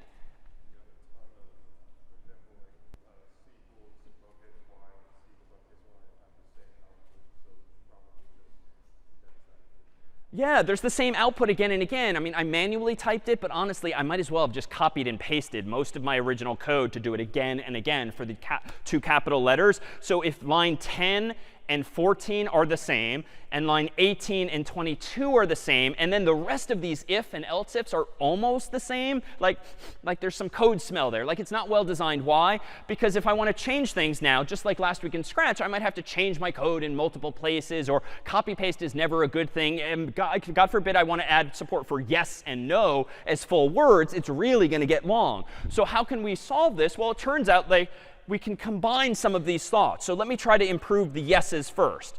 It turns out if I delete that clause, I can actually or things together. In Scratch, there's a couple puzzle pieces, if you didn't discover them, that literally have the word or and the word and on them, which allow you to combine Boolean expressions so that either this or this is true, or this and this is true. In C, you can't just say the word or. You instead use two vertical bars. And vertical bars together mean or, logically. And so I can say C equals, quote unquote, capital Y, agreed. And now I can get rid of this code down here. And let me go ahead and say vertical bar twice C equals, quote unquote, N in all caps. And now my program's like, roughly a third smaller, which is good. There's less redundancy. And if I reopen my terminal window, rerun make of agree, /agree, now I can type little y or big Y, and same thing for lowercase and uppercase n. Any questions then on this syntax, whereby now you can combine thoughts and just kind of tighten things up? And there'll be other such tricks too. Yeah? A really good question. Is there not a function to just ignore the case? Short answer, there is, and we'll see how to do that in actually just about a week's time. And in other languages, there's even more ways to just canonicalize the user's input, throwing away any space characters they might have accidentally hit, forcing everything to lowercase. In C, it's going to be a little more work on our part to do that. But in fact, as early as next week, we'll see how we can do that. But for now, we're comparing, indeed, just these literal values. Other questions? So we're assuming the user's going to put in what they're supposed to. How do you handle if they were to put in a number? Really good question. So we are assuming with this program and all of my last ones that the human's cooperating. When I asked for their name, they typed in David and not 1, 2, 3. Or in this case, they typed in a single character and not a full word. So this is one of the features often of using a library. So for instance, if I run agree again and I say something like sure, enter, it rejects it altogether. Why? Because SURE is a string of characters. It's not a single character. Now, I could just say something like X, which is neither Y nor N, of course, but it tolerates that because it's a single character. But built into CS50's library is some built-in rejections of inputs that's not expected. So if you use getInt and the user types in not the number 1 or 2, but cat, C-A-T, it will just prompt them again. And this is where, too, if you were to do this manually in C, you end up writing this much code just to check for all of these errors. That's why we use these training wheels for a few weeks, just to make the code more robust. But in a few weeks' time, we'll take the library away, and you'll see and understand how it's indeed doing all that. All right, so how about this? Let's now transition to something a little more Scratch-like literally. by creating, how about another program here called meow, so meow.c. We won't have any audio capabilities for this one. We'll just rely on print. And suppose that I wanted to write a program in C that just simulates like a cat meowing. So I don't need any user input just yet, so I'm just going to use standard io.h. I'm going to do my usual int main void up here. And then I'm just going to go ahead and do printf meow \n. And let's have this cat meow 3 times like last week. So I'm going to do meow, meow, meow. Notice as an aside, whenever you highlight the lines, you'll see little dots appear. This is just a visual cue to you to let you figure out how many spaces you've indented. VS Code, like a lot of editors, will automatically indent your code for you. I've not been hitting the spacebar 4 times every time. I've not even been hitting tab. However, in C, the convention is indeed to indent lines, where appropriate, by 4 spaces. So not 3, not 5. And these dots help you see things so that they just line up as a matter of good style. All right, so this program, I'm just going to stipulate right now, is indeed going to work. Make meow, which is kind of cute. And now meow, there, 3 times. Correct. It's meowing 3 times. But of course, this is not well designed. It wasn't well designed in Scratch last week. Why? What should I be doing differently? Yeah. Yeah. It's a perfect like opportunity for a loop. Why? Because if you wanted to change maybe the capitalization of these words, or you wanted to change the sound to like woof for a dog or something, like you'd have to change it 1, 2, 3 places. And that's just kind of stupid, right? In code, you should ideally change things in one place. So how might I do that? Well, we could introduce a loop, yes, but we're going to need another building block as well that we had in Scratch, namely those things called variables. So recall that a variable, like in algebra, x, y, z, whatever, can store a value for you. And a variable in Scratch might have looked like this. You use this orange puzzle piece to set a variable of any name, not just x, y, or z, but you could call it something more descriptive like counter, and you can set it equal to some value. In C, the way to do this is similar to some of the syntax we've seen thus far. You start by saying the name of the variable you want, a single equal sign, and then the value you want to initialize it to. Copying, therefore, from right to left. Why? Because the equal sign denotes, again, assignment from right to left. This isn't enough, though. You might have the intuition already. What's missing, probably, from this line of code just to create a variable? So we need int to make sure the computer knows that this is indeed an int. And then lastly, semicolon as well. And that now completes the thought. So a little more annoying than Scratch, but we're starting to see patterns here. So not every piece of syntax will be new. All right, if you wanted to increment the counter by 1, Scratch uses the verb change, and they mean add the value to counter. So if I want to increment an existing variable called counter, this syntax is a little more interesting. It turns out the code looks like this, which almost seems like a paradox. Like, how can counter equal counter plus 1? Like, that's not how math works. But again, a single equal sign is assignment from right to left. So this is saying take whatever the value of counter is, add 1 to it, and copy that value from right to left into counter itself. You still need the semicolon, but I claim you do not need to mention the keyword int when updating an existing variable. So only when you create a variable in C do you use the word string or the word int or any of the others we'll eventually see. Only when creating it or initializing it for the first time. Thereafter, if you want to change it, it just exists. It's the word you gave it. The computer's smart enough to at least remember what type it is. So this line is now complete. Turns out in code, as we'll see, it's pretty common to want to add things together, increment things by 1. So there's actually different syntax for the same idea. The term of art here is syntactic sugar. Like, there's often in code many ways to do the same thing, even though at the end of the day they do exactly the same functionality. So for instance, if after a few days of CS50 you find this a little tedious to keep typing in some program, you can simplify it to just this. This is the syntactic sugar. You can use plus equals and only mention the variable name once on the left, and it just knows that that means the previous thing. It's just slightly more succinct. This, too, is such a common thing to add 1 to a value. And it doesn't have to be 1, but in this case it is. But if it is indeed 1, you can further tighten the code up to just do this, counter plus plus. So anytime in C you see plus plus, it means literally adding 1 to that particular variable. There's other ways to do this in the other direction. If you want to subtract 1 from a variable, you can use any of the previous syntax using a minus sign instead of plus, or you can more succinctly do counter minus minus. This is the way a typical C programmer would do this. All right, so if we have now variables, let's go and solve the meowing with loops. So in Scratch, we saw loops like this. This, of course, had the cat meow 3 times. How do we do this in C? Now, this is where things get a little more involved code-wise. But if you understand each and every line, it will follow logically what's going on. So here I claim is one way to implement a loop that iterates 3 times in C. And this is kind of ridiculous, right? Like, we went from 2 super simple puzzle pieces like this to, my God, like it's 1, 2, 3, 4, 5, 6 lines of code, all of which are pretty involved. So like that escalated quickly. But what's each line doing? And we'll see other ways to do this more simply. So we're initializing a variable called counter to 3, just like before. Why? Well, what does it mean to loop or to repeat something 3 times? Well, it's kind of like doing something 3 times and then do it, and then count down, and then do it, and then count down, and then do it until you're all out of counts. So this is declaring a variable called counter, setting it equal to 3. Then I'm inducing a loop in C, which is similar in spirit to repeat 3, but you have to do more of the math yourself. So I'm asking the question in parentheses, while counter is greater than 0. What do I want to do? Well, per the indentation inside the curly braces, I want to meow 1 time. And then to be clear, what's this last line of code doing?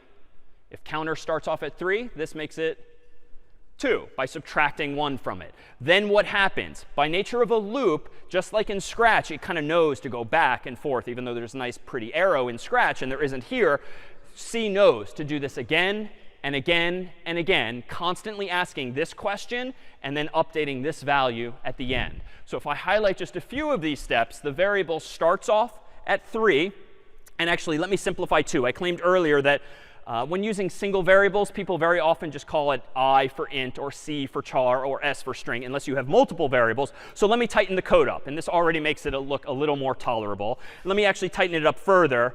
And one more step. So now this is about as tight, as succinct as you can make this code at the moment. So what's actually going to happen here? Well, the first line of code executes, and that initializes I to 3. Then we check the condition. While I is greater than 0. Is I greater than 0? Well, per my 3 fingers, obviously. So we print out meow on the screen. Then we subtract 1 from I, at which point now we have 2 as the value of I. Then the code goes back to the condition. And notice the condition there is in parentheses. That's another Boolean expression. So loops can use Boolean expressions, just like conditionals use Boolean expressions to make decisions. The loop, though, is deciding not whether to do this thing or that, but whether to do the same thing again and again and again. And as it ticks through the code one line after the other, it's ultimately going to get down to 1 and then 0 and then stop. So put another way, came with some props here. So suppose this ball here is your variable, and you initialize it to 3 with like 3 stress balls. You can do something 3 times, right? If I want to give out 3 stress balls, here's your chance for free stress balls without having to answer any questions. OK, there we go. So here we go. Subtracting 1 from my variable. I'm left with 2. Oh, my God. All right. Don't tell Sanders. Oh, I'm sorry. Oh, OK. That ended poorly. Apologies. All right, but now the educational point, though, is that my variable has been decremented further to just have. I'm not throwing that far again. I can't do this. Here we go. All right, here we go. And one final subtraction, and now our variable is left empty. So we have 3 stress balls there, and that's all a variable is, right? It's some kind of storage. It's actually, of course, implemented in the computer's memory. But metaphorically, it's really just like a bowl with some values. And every time you add, or in this case, subtract, you're just changing the value of that variable. And then the code, meanwhile, of course, in parentheses, is just checking, is the bowl empty? Is the bowl empty? Is the bowl empty? AKA, is I greater than 0 or not? Any questions on how we've implemented loops in this way? And I owe you a stress ball after class. Questions on loops?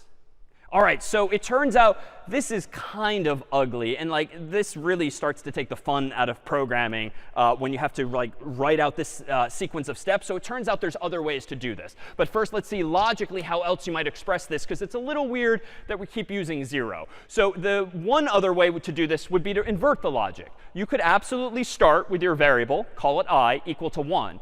And then you could ask the question, is I less than or equal to 3? And notice a bit of new syntax here. On your typical keyboard, there is no less than or equal sign or greater than or equal sign like you would write in math class with one over the other. And so in C, you use 2 characters, less than followed by an equal sign, or if appropriate, greater than followed by an equal sign. And that logically captures that idea. So notice that I'm kind of changing my questions. I'm initializing I to 1, and then I'm going to increment it ultimately to 2, and then 3. But because I'm doing less than or equal to, it's still going to go from 1, 2, 3. So that works too. We could similarly do this yet another way. We could initialize I to 0, and then we could say, well, I is less than 3 and keep incrementing it. And I showed this last form is actually the most canonical. Like it might be the most human-like to think in terms of 1 to 3. It might be the most stress ball-like to think in terms of 3 to 0, counting down. But typically, the go-to syntax for most programmers, once you get comfortable counting from 0, is to always start counting from 0 and count up to less than the value you're counting up to. So it would be incorrect y to change this to less than or equal to 3 here. What would happen if I changed the less than to less than or equal to? Yeah, it'll meow a fourth time, in fact, total, right? Because you'll start at 0, then 1, then 2, then 3. And less than or equal to 3 will give you the fourth time. So we do want it indeed to be just a single less than. All right, so now that we have those options, let me just give you one other. And this one takes a little more getting used to as well, but it's probably the more common way to write this. Let me go ahead and propose that we implement this as follows. Let me go back to my code here. Let me go into my several printfs, getting rid of all but one of them ultimately. And let's implement this in code. So let's do int I gets 0. How about then while I is less than 3. Then let's go ahead and say printf, quote unquote, mellow, meow, \n. And then we have to do I minus minus or plus plus? So plus plus, because we're starting at 0 and going up 2, but not through 3. So let me go ahead now and make meow after clearing my terminal, /meow. And it's still just as correct, but it's a little more, it's a little better designed. Why? Because now if I want to change it from 3 to 30 times, for instance, I can change it there. I can recompile my code. I can do /meow and done. I don't have to copy and paste it 27 more times to get that effect. And I can even change what the word is by changing it in just one location. But it turns out there's other ways to do this too. And let me propose that we introduce you to what's called a for loop as well. So if you want to repeat something 3 times, you can absolutely take the while loop approach that we just saw. Or you can do this. And this one's takes a little more getting used to, but it kind of consolidates into one line all of the same logic. So notice we have the keyword for here. And for is just a preposition in this case that generally implies here comes a loop. Inside of parentheses here is not just a Boolean expression. And this is where things get a little weird. There's 3 things. To the left of the semicolon, in the middle of the 2 semicolons, and to the right of the semicolon. This is really the only other context we'll see semicolons, and it's weird. Normally, it's been at the end of the line. Now it's 2 of them in the middle of the line, but this is the way humans decided years ago to do it. So what is this doing? Almost the same thing. It is going to initialize a variable called I to 0. It's going to then check if it's less than 3. It's then going to do whatever in the curly braces. And it's lastly going to increment I and repeat. So just highlighting those in turn, at first, I is initialized to 0, just like before. Then this condition is checked. This is a Boolean expression. Yes or no, true or false will be its answer. And if I is less than 3, which it should be once it starts at 0, well, then we're going to go ahead and print out meow. Then I is going to get incremented. So it starts at 0. It goes now to 1. At that point, the Boolean expression is checked again. So you don't keep changing I back to 0. That first step happens only once.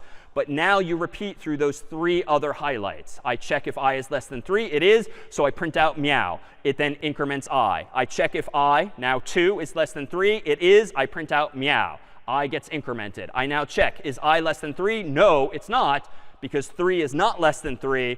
And so the whole thing stops. And whatever code is below this curly brace, if any, starts executing instead. Just like in Scratch, you break out of the loop and the puzzle pieces being hugged.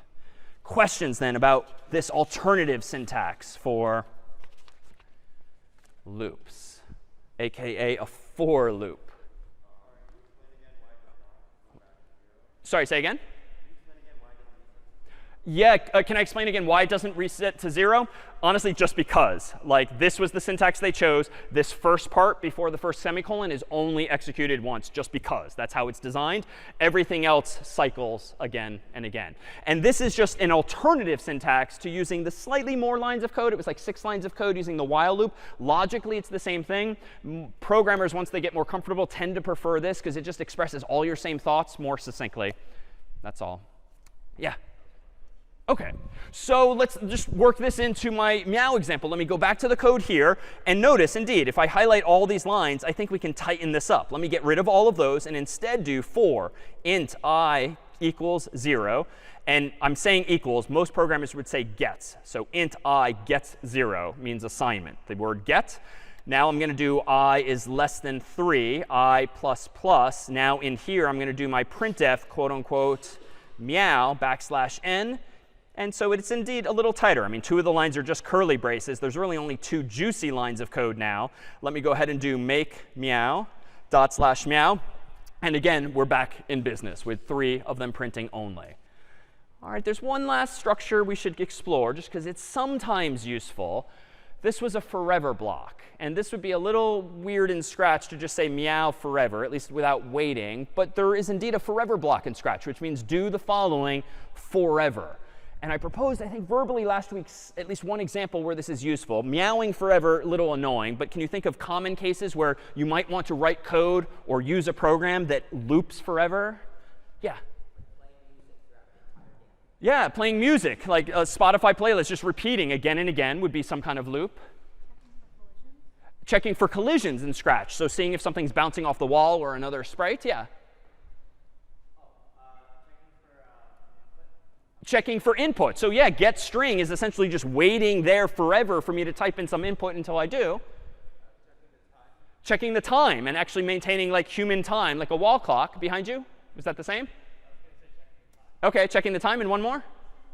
Detecting a key press, too, like in Scratch, just waiting for some kind of event to happen, just like on a phone or a browser. And so there's so many examples where you might want to do something forever, just so you've seen the corresponding C building block. It's a little weird. But this is probably the most canonical way to do it in C. If you want to print meow forever, which would be a little crazy because it would literally print and take over your computer printing forever meow, you would generally do it like this. Why? Well, a while loop expects in parentheses a Boolean expression. And a Boolean expression is, again, a yes-no, a true-false question. But if you want the answer to that question always to be yes, or really always to be true, turns out in C, in a lot of languages, we'll then just say true. Because true, T-R-U-E, is never going to change magically to false. I mean, it's just a special word in the programming language. So by saying while true, it just means do the following forever. Another common paradigm before true and false became commonplace would be to do this instead. Change while 1. You might see in online examples and texts and the like. While 1 is really the same thing. Any value that is 0 is generally interpreted as false by a computer. Any value that is 1 or any other non-zero value is generally interpreted as true. And so this, too, would have the same effect, saying while true or while 1. Generally speaking, while true is perhaps a little clearer these days. Now, meowing forever is not a good thing. But suppose I did that by intent or by accident. Well, let's try this. So here I'll go into my code. I'm going to get rid of my for loop and change my while loop to how about true? And in this case here, well, we'll keep it. Let's do this. Make meow, enter.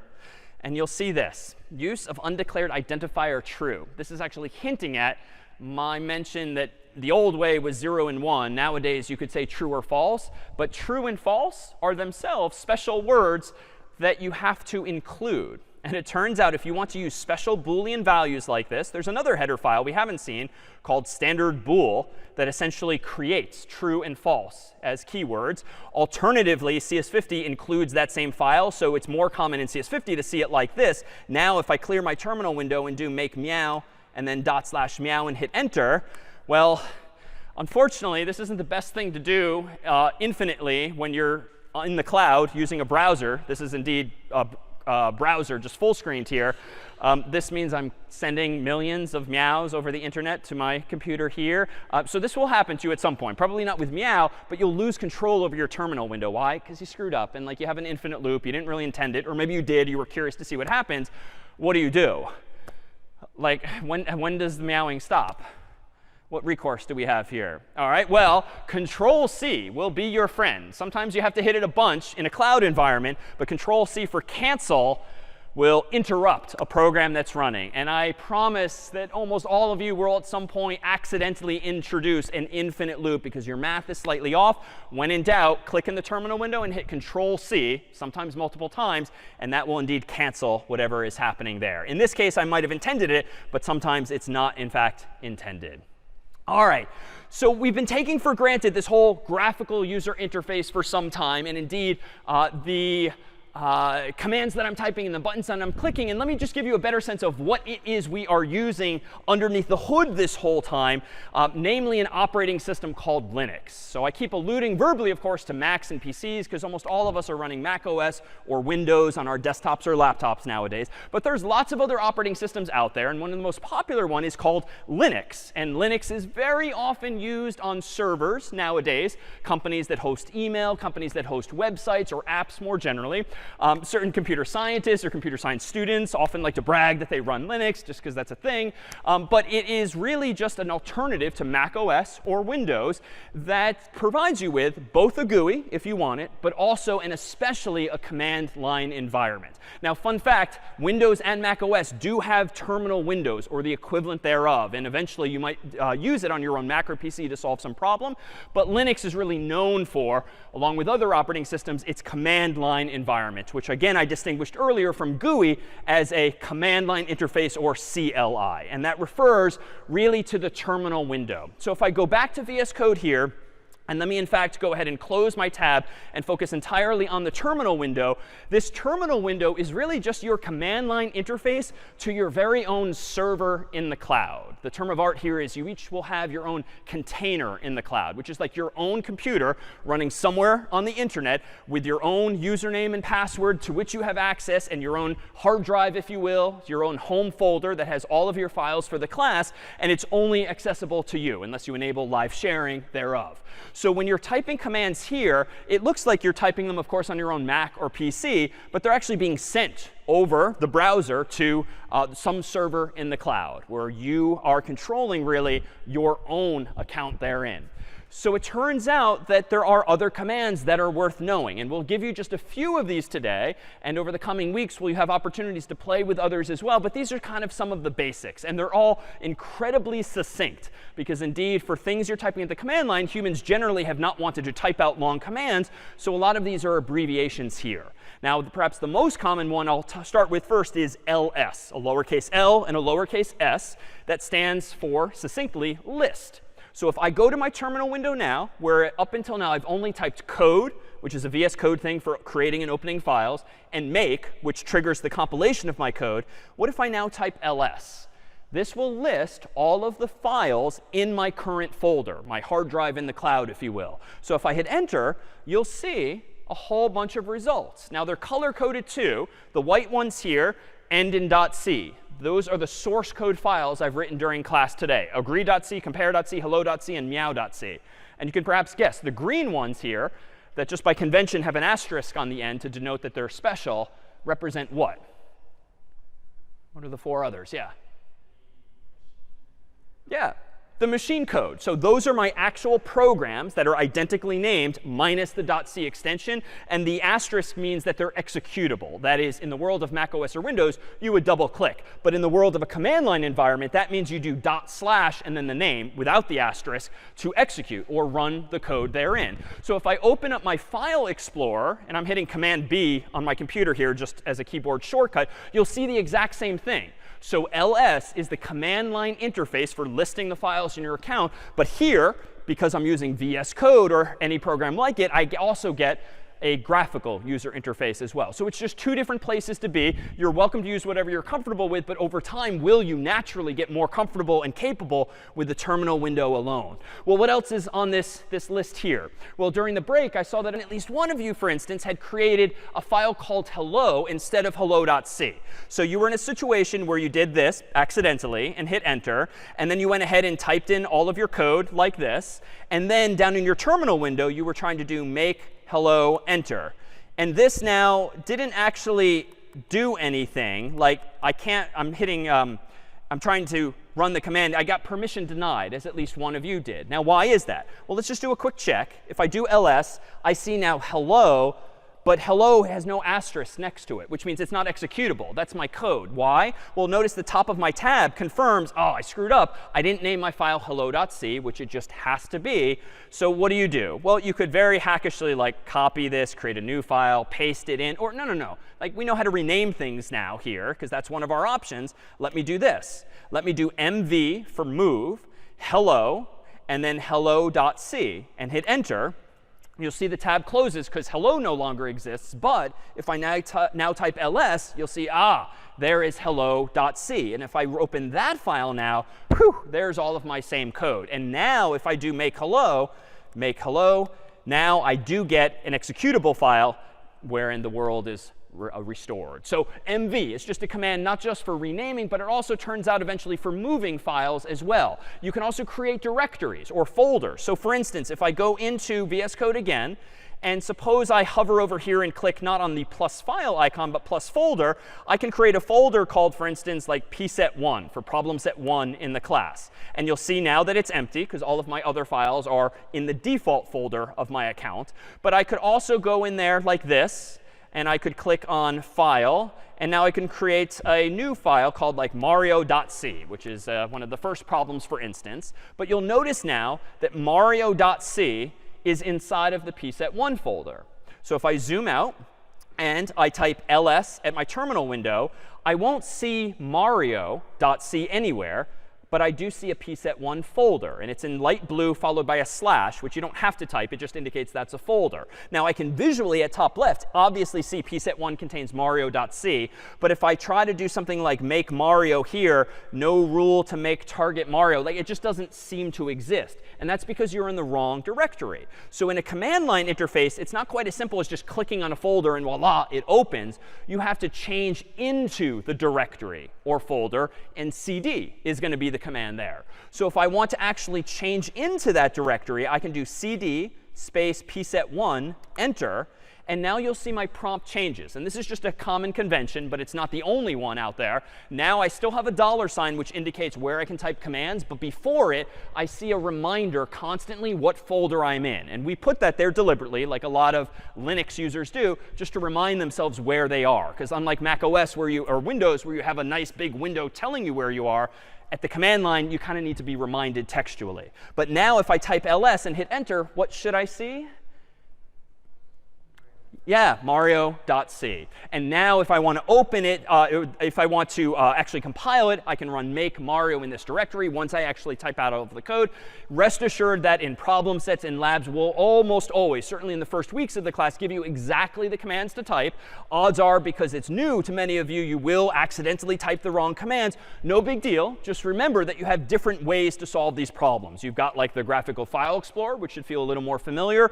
But in time, you'll start to know and honestly probably prefer commands like these. So cd for change directory, cp for copy a file, ls for list, mkdir to make a directory, create a new folder at the command line instead of with the button, mv for move or rename, rm for remove. So be careful with that one. rmdir, remove directory. And there's dozens, hundreds of other commands. You won't need many of them, but we'll start to scratch the surface all the more over time. But ultimately, this command line interface is going to be a more powerful mechanism, a more capable mechanism, and ultimately a more efficient mechanism for writing code, running commands, solving problems, analyzing data more generally, even though, there's going to be some growing pains early on, just because it's probably so new for many of you.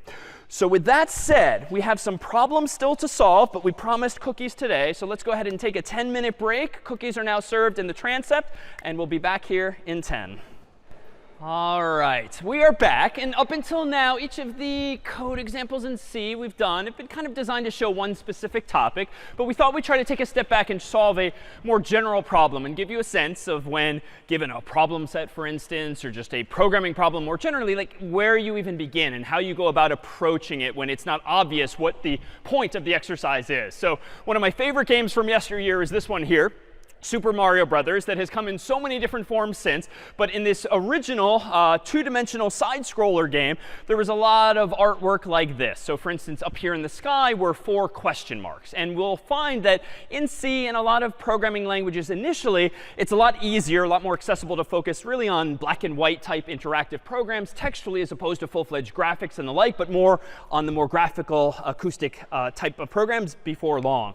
But for now, let me go over and propose that we try to just implement in ASCII art. ASCII, again, being the code that maps numbers to letters, at least for English, into a textual version of these 4 question marks in the sky. So for this, let me go over to VS Code. I'll create my own version of Mario.c that will be different from the one you're challenged with in problem set 1. Indeed, in problem set 1, you'll be challenged to build a little something like this, albeit with hashtags for ASCII art instead of graphics. And in Mario.c, I want to just solve this simple problem first. So it's all involving output.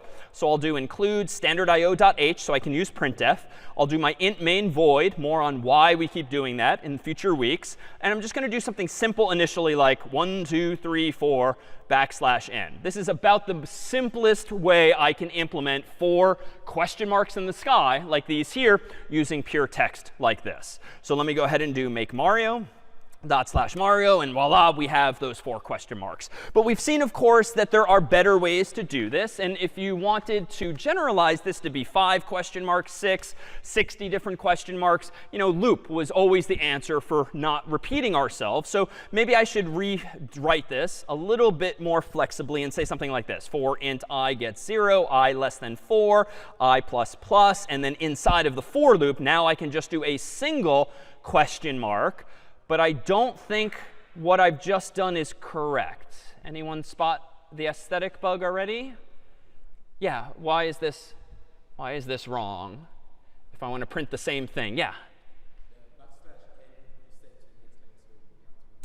Yeah, so I don't think I want a \n after every question mark, because the goal is, again, this like row of question marks in the sky. So if I now recompile this, make Mario, /Mario, OK, it's almost there, but now I have that regression to where the $sign's not on its own line. So I think I need a new line, but I don't think I want it here, because that was not going to end well. Where do I want it instead? Any instinct? Yeah.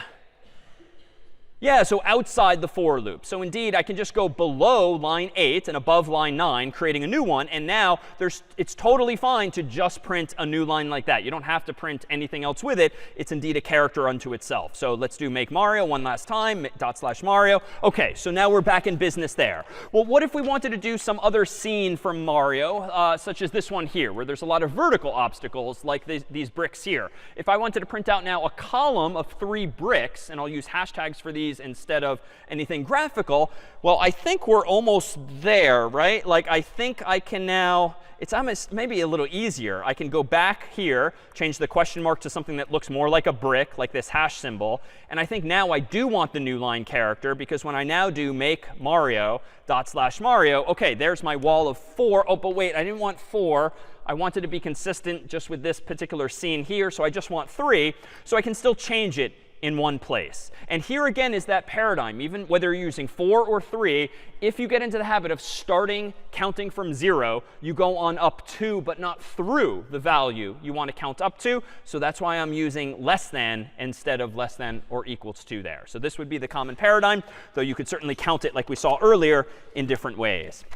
But what if things escalate one level further? And when you're in the underground version of Super Mario Brothers, there's a lot of these underground obstructions, including like grids of bricks like this. And let me conjecture that if you slice this up, it's roughly a 3x3 grid of bricks that all interlock prettily to give us just one big, large brick like this. So if I want to print out a 3x3 grid, now things are getting a little more interesting, because up until now, I've printed either one row horizontally or one column vertically, but we haven't really seen any code where I'm sort of printing or living in 2 different dimensions like the game would imply. But let me propose that we could do this. Let me go ahead and say, all right, suppose I want to print a 3 by 3 grid of bricks. It's really that I want to print, what, 3 rows of bricks. Like a grid is 3 rows. So if I take the high-level idea and reduce it to something a little simpler, how do I do that? Well, let me get rid of the printf for a moment as I did. And let me just stipulate that this for loop, even though it doesn't do anything useful yet, will do something how many times, just by design? All right, 3 times. All right, this for loop is good to go. It will do something 3 times by just using I to do the counting. All right, well, if I want to print out now a row of 3 bricks all on the same line, that's pretty similar to what we did earlier when I just wanted to print out 4 question marks in the sky. So we've kind of seen a solution there, and I dare say we can compose one into the other. So if I want to print out a row of bricks, I could just do this. For int I gets 0, I less than 3, I plus plus, and then inside of this inner loop, if you will, let me print out a single brick like this.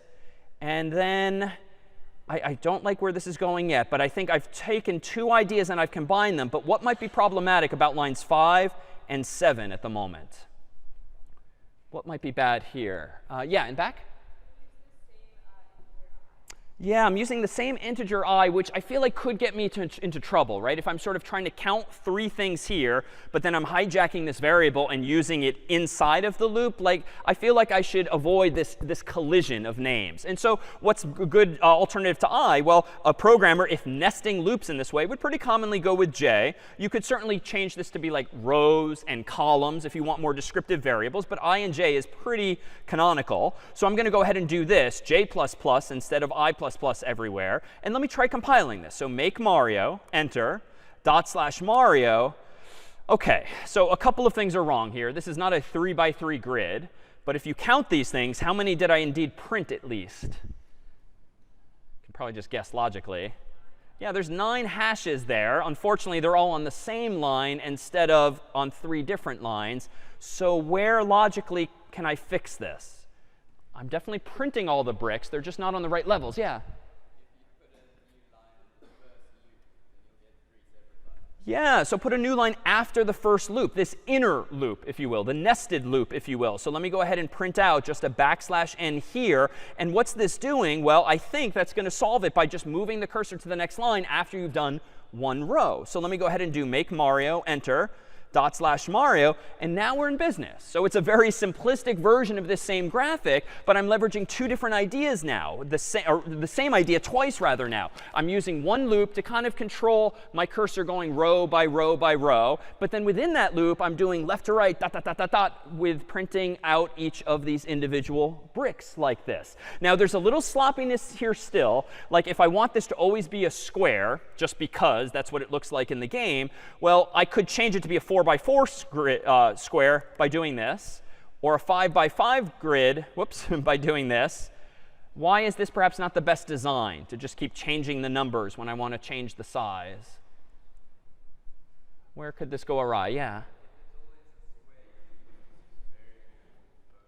Yeah, if it's always going to be a square and height is going to be the same as width, I'm just inviting trouble here, right? Eventually, I'm going to screw up. I'm going to change one, but not the other. Then it's going to come out to be a rectangle instead of a proper square. So I should probably solve this a little differently. So let me do that. At the top of my main function here, let me go ahead and give myself a variable called maybe n for the number of bricks I want horizontally and vertically. And I'll just initialize that to 3 initially. And instead of putting 3 here, I'll literally just use n. But I'll do it in both places so that now, henceforth, if I ever want to change this and change it to 4 or 5 or anything else, like I'm all done. Like it's better designed because there's a lower probability of mistakes.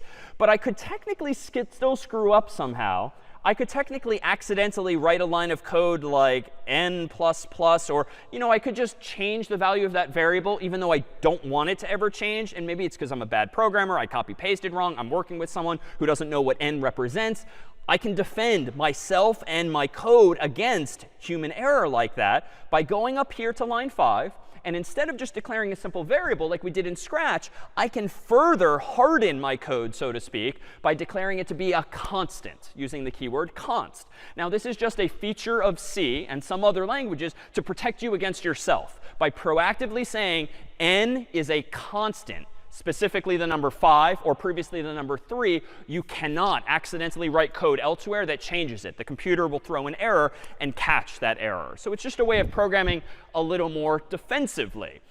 Some languages have this, some languages don't, but in general, it's a good practice. It makes your code better designed because it just is less vulnerable to mistakes by you, colleagues, or anyone else using the code. So let me change this back to 3 just to be our default. But now I'm using n in both places. And if I do make Mario, /Mario, we're back to where we originally started. But the code's a little more better designed.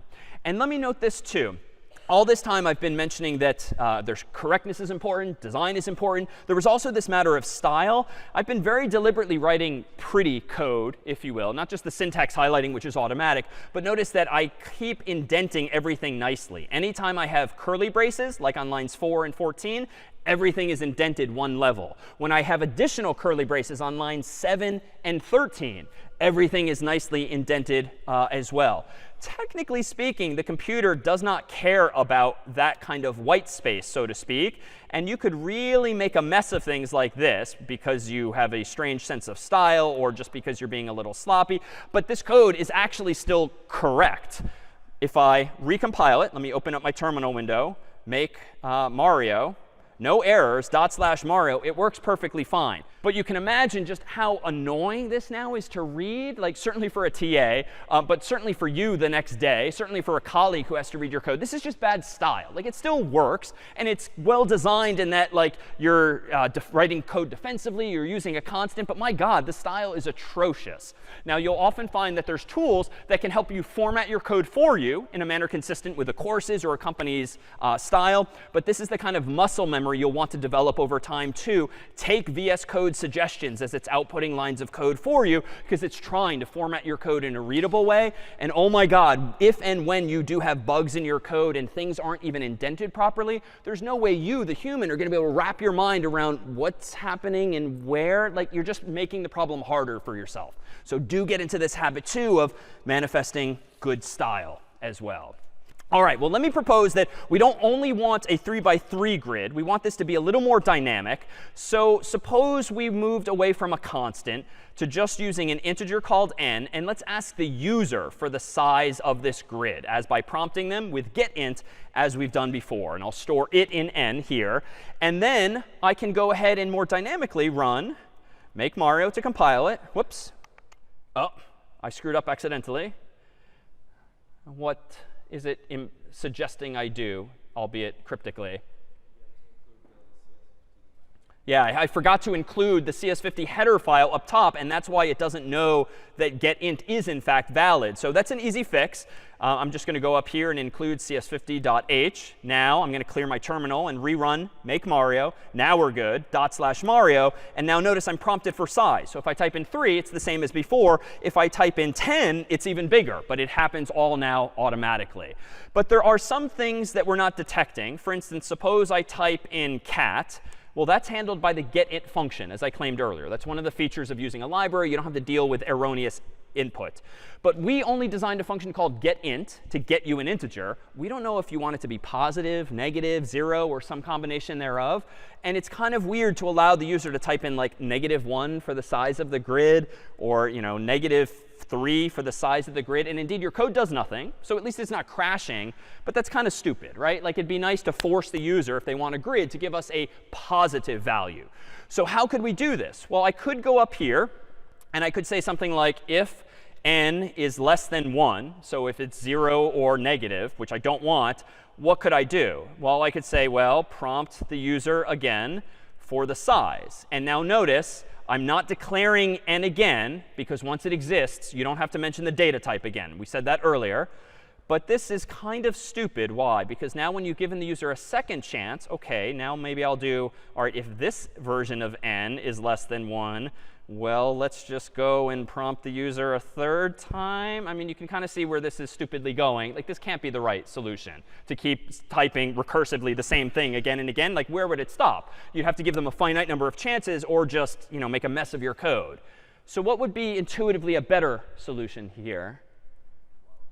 Yeah, so some kind of loop. We've seen a while loop. We've seen a for loop. So maybe one of those. So let me try this. Let me delete this messiness and just go back to the first question. And let me do this. So while n is less than 1, so while the number is not what we want, let's just prompt the user in a loop this time for the size again.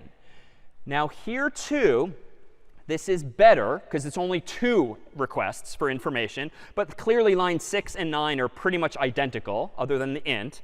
And if I went in and changed the size, if I add this, if I change the wording here, change it to a different language, like I have to change it in 2 places. That's bad. Copy, paste, bad.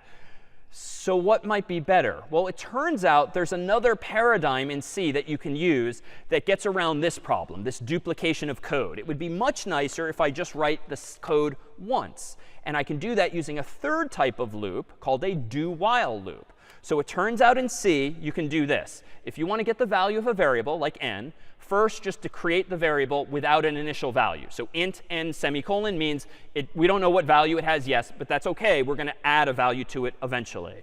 Then I'm going to say this, do, literally. I'm going to open my curly braces. And what do I want to do? I want to assign to n the return value of getInt, prompting the user for size. Well, when do you want to do that? I want to do that while n is less than 1.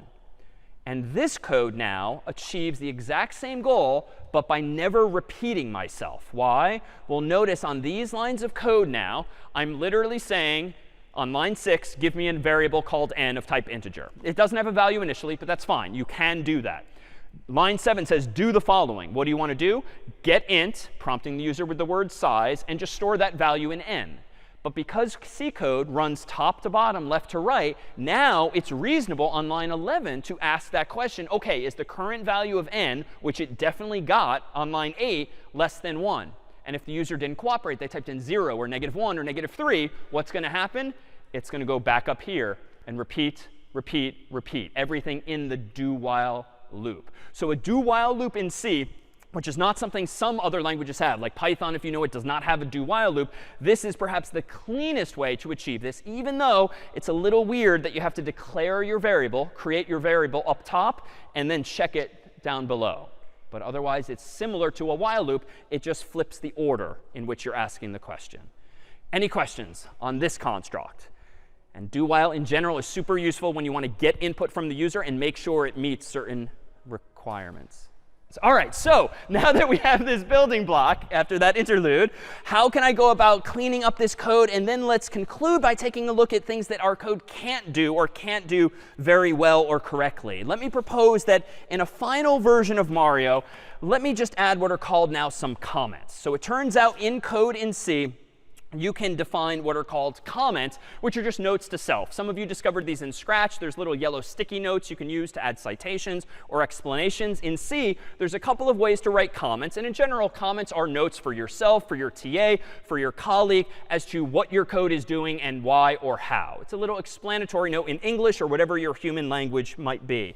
So for instance, what I might do here in my implementation of this version of Mario, I might first ask myself a question like, I might first make a note to self like this on a new line above this first block of code, get size of grid.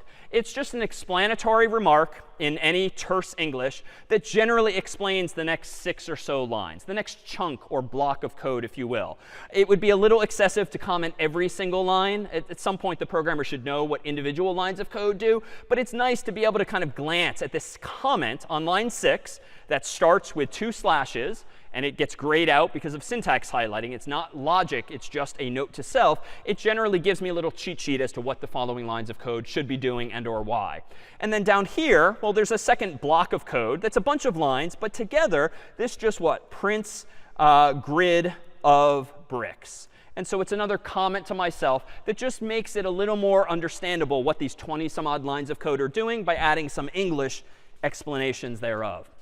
But now that I have these, wouldn't it be nice if I could kind of abstract these pieces of functionality away, this getting of the size and this printing of the grid? In other words, suppose that you didn't know where to begin with this problem. And the problem at hand were literally implement a program that prints a grid of bricks of some variable size, 3 or 4 or 5 or whatever the human types in.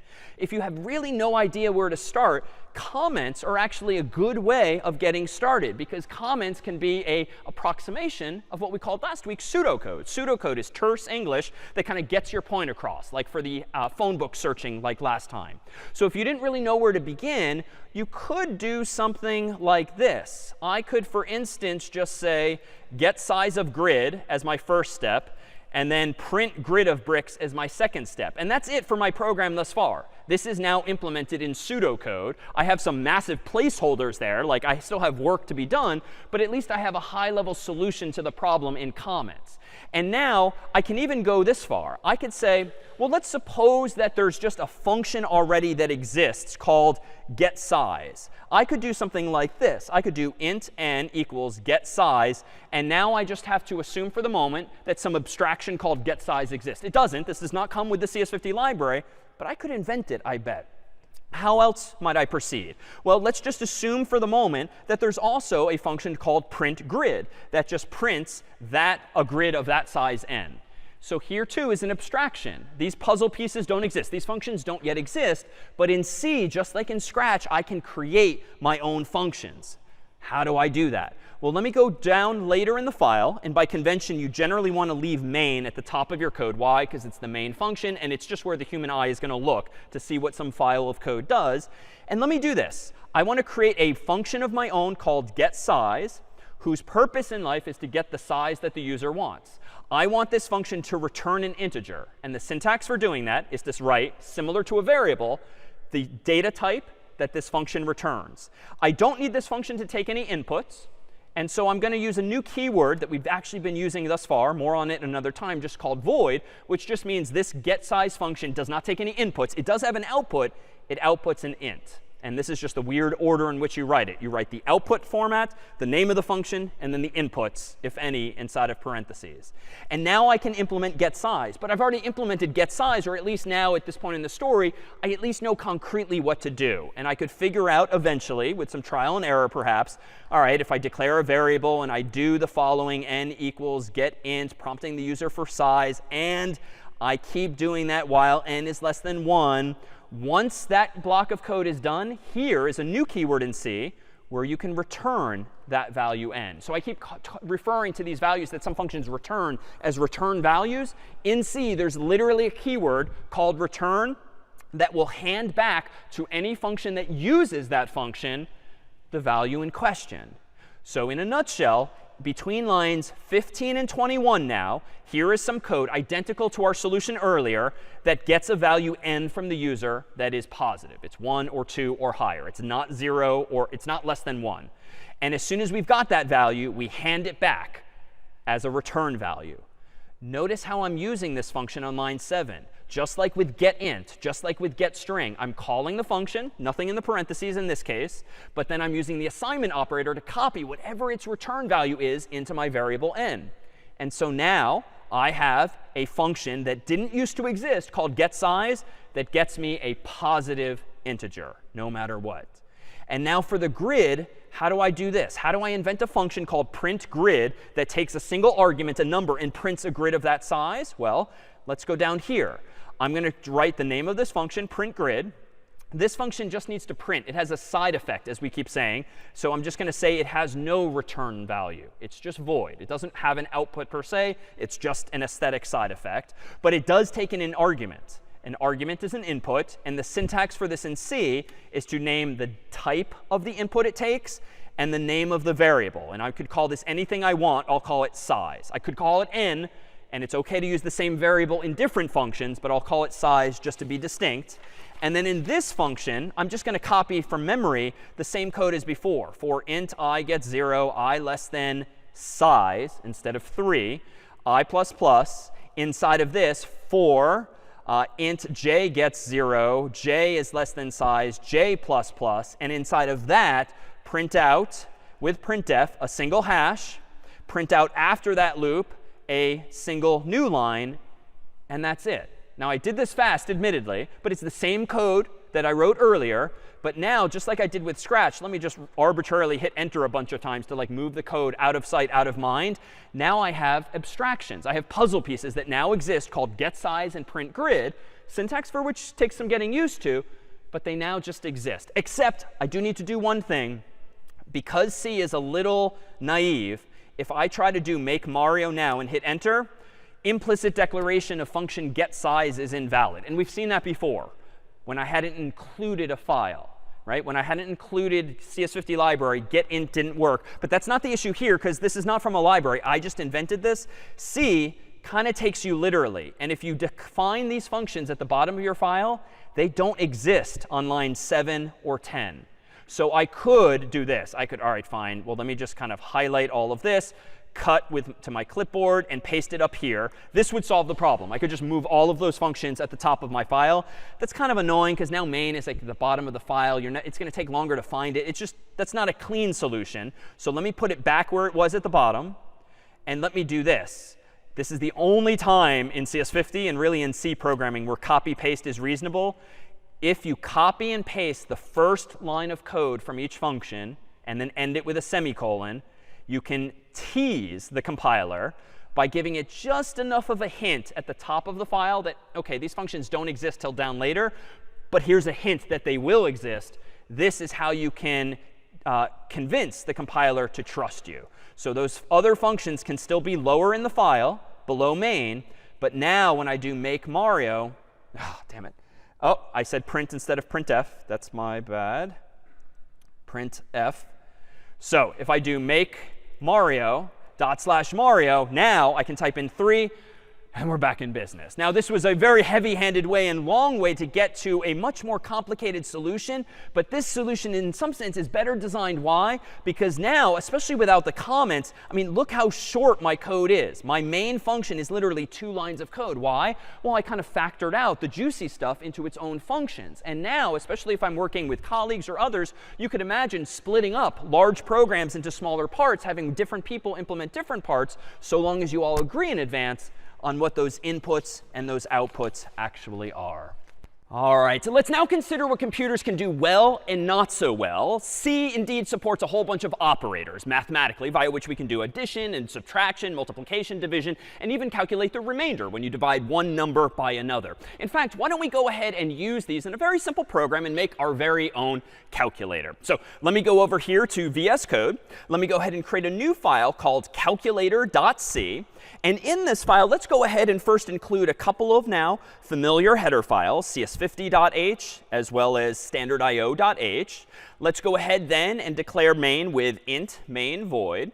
And then inside of main, let's do something relatively simple. Let's declare an int and call it x and set it equal to whatever the return value is of getInt, prompting the user for a value for x. Let's then give ourselves a second variable. We'll call it, say, y. Set that equal to the return value of another call to getInt, prompting the user this time for that value y. And then let's very simply go ahead at the very end and just print out, say, the sum of x plus y, a super simple calculator. So I'll use printf, quote unquote, %i for integer, \n to give me the new line. Then I'm going to go ahead and do x plus y to indeed print out the sum. Let me go down to my terminal window now. Let me do make calculator in order to compile the code. No error messages, so that's good. Let me do /calculator, and let's do something like 2 plus 2, which of course should equal 4, and it does. But it turns out that sometimes there are going to be limitations that we bump up against. And let me get a little more ambitious here. Let me clear my terminal window, and let me go ahead and rerun calculator again. And this time, let's type in 2 billion for x, and let's type in the same for y. And of course, now the answer of 2 billion plus 2 billion should, of course, be 4 billion. And yet it's not. So curiously, we see, of all things, a negative number here, which suggests that somehow the plus operator doesn't quite work as well as we might like. Now, why might this actually be? Well, it turns out that inside of your computer is, of course, memory, or RAM, random access memory. And depending on the size of your computer and the type of computer, it might very well look a little something like this, a little circuit board with these black little modules on it that actually contain all of the bytes of your computer's memory. Unfortunately, you and I only have a finite amount of this memory inside of our computers, which means no matter how high we want to count, there's ultimately going to be a limitation on how we can count, because we only have have a finite amount of memory. We don't have an infinite number of zeros and ones to play with. We have to actually be bounded ultimately. So what's the implication of this? Well, it turns out that computers typically use as many as 32 bits, zeros or ones, to represent something like an integer, or in C, an int. So for instance, the smallest number we could represent using 32 ints, of course, using 32 bits, of course, would be 0. 32 zeros like this here. And the biggest number we could represent is by changing all of those zeros to ones, which in this case will ideally give us a number that equals roughly 4 billion in total. It's actually 4,294,967,295 maximally if you set all 32 of those bits to ones and then do out the actual math. The catch, though, is that we humans and computers in general also sometimes want to and need to be able to represent negative numbers. So if you want to represent negative numbers as well as positive numbers in 0, you can't really just start counting at 0 and go all the way up to roughly 4 billion. You got to kind of split the difference and maybe allocate half of those patterns of zeros and ones to negative numbers and the other half roughly to positive numbers. So in fact, in practice, when you're using even as many as 32 bits, the highest most computers could count, certainly in a program like this in C using an int, would be roughly 2 billion. That is 2,147,483,647. But the flip side of that is that we could also now, using different patterns of bits, represent negative numbers as low as negative 2 billion, give or take. But the implication then, of course, is that if we only have a finite number of bits and can only count so high, at some point we're going to run out of bits, so to speak. In other words, we encounter what's generally known as integer overflow, where you want to use more bits than you have available, and as a result, you sort of overflow the available space. What does this mean, in fact, in real terms? Well, let's suppose that you only have 3 bits, but I'm going to gray out a 4th bit just to convey where we'd like to put an additional bit ultimately. If this, of course, is 0 per week 0's discussion, this is 1, 2, 3, 4, 5, 6, 7. Now, ideally in binary, if you want to add one more to this value 7, you're going to have to carry the 1 mathematically, and that would ideally give you 1, 0, 0, 0. But if you don't have 4 bits and your computer's only sophisticated enough to have 3 bits, not even 32, but 3, the implication is that you're effectively representing not 1, 0, 0, 0, but rather 0, 0, 0. There's just no room to store that 4th bit that I've grayed out here, which is to say that your integer might overflow, and as soon as you get to 7, the next number, once you add 1, is actually going to be 0, or worse, as we've seen here in my code, a negative value instead.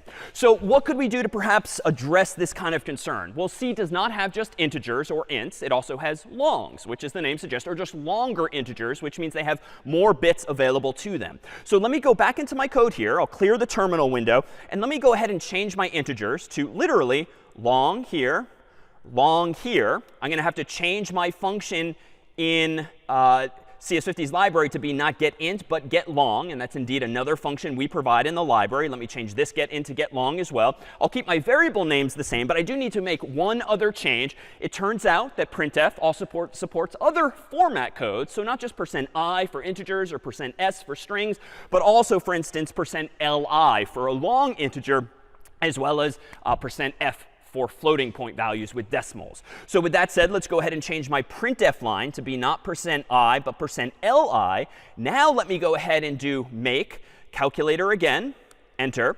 No apparent errors now. /calculator, and 2 plus 2 still equals 4 as before. But now if I do calculator again, and let's do 2 billion again, as well as 2 billion for y, previously we overflowed the size of an integer and got some weird negative number because the pattern was misinterpreted, if you will, as a negative number instead. But a long, instead of using 32 bits, conventionally uses 64 bits, which means we have more than enough spare bits to go when we add 2 billion plus 2 billion. And now, in fact, we get the correct answer of 4 billion, which does fit inside of the size of a long.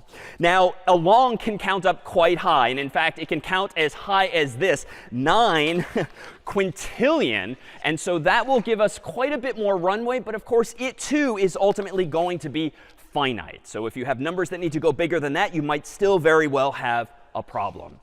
Now, there's another problem that we might run into as well, and we can see it in the context of even this simple calculator. Computers also suffer from, potentially, what's called truncation, where especially when you're doing math involving floating point values, that is, numbers with decimals, you might accidentally, unknowingly, truncate the value, that is, lose everything after the decimal point. So in fact, let me go back to VS Code here. I'll clear my terminal window, and let's still use longs, but let's go ahead and use division instead of addition here. So let me change this plus to a divide operator. Let me go ahead and recompile the code down here with make calculator.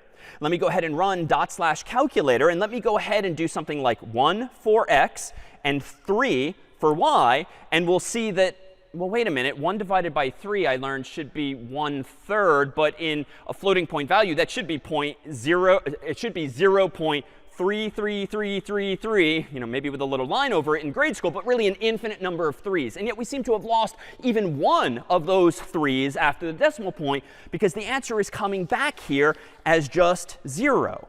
So why might that be? Well, if I know that two integers, when divided one by the other, is supposed to give me a fraction, a floating point value with a decimal point, I can't continue to use integers, or even in this case longs, which do not have support for decimal points. So let me go ahead and change this format code here from %li to %f, which is, again, going to represent a floating point value instead of a long integer or even an integer. And let me go ahead further and define maybe a third variable, z, as a float itself. So I'll give myself a variable z equals x divided by y. And now, rather than print x divided by y, let's just go ahead and print z. So now I'm operating in a world of floating point values, because I know proactively that a long or an int divided by another such value, if it's meant to have a fraction, needs to be stored in a floating point value, something with a decimal point.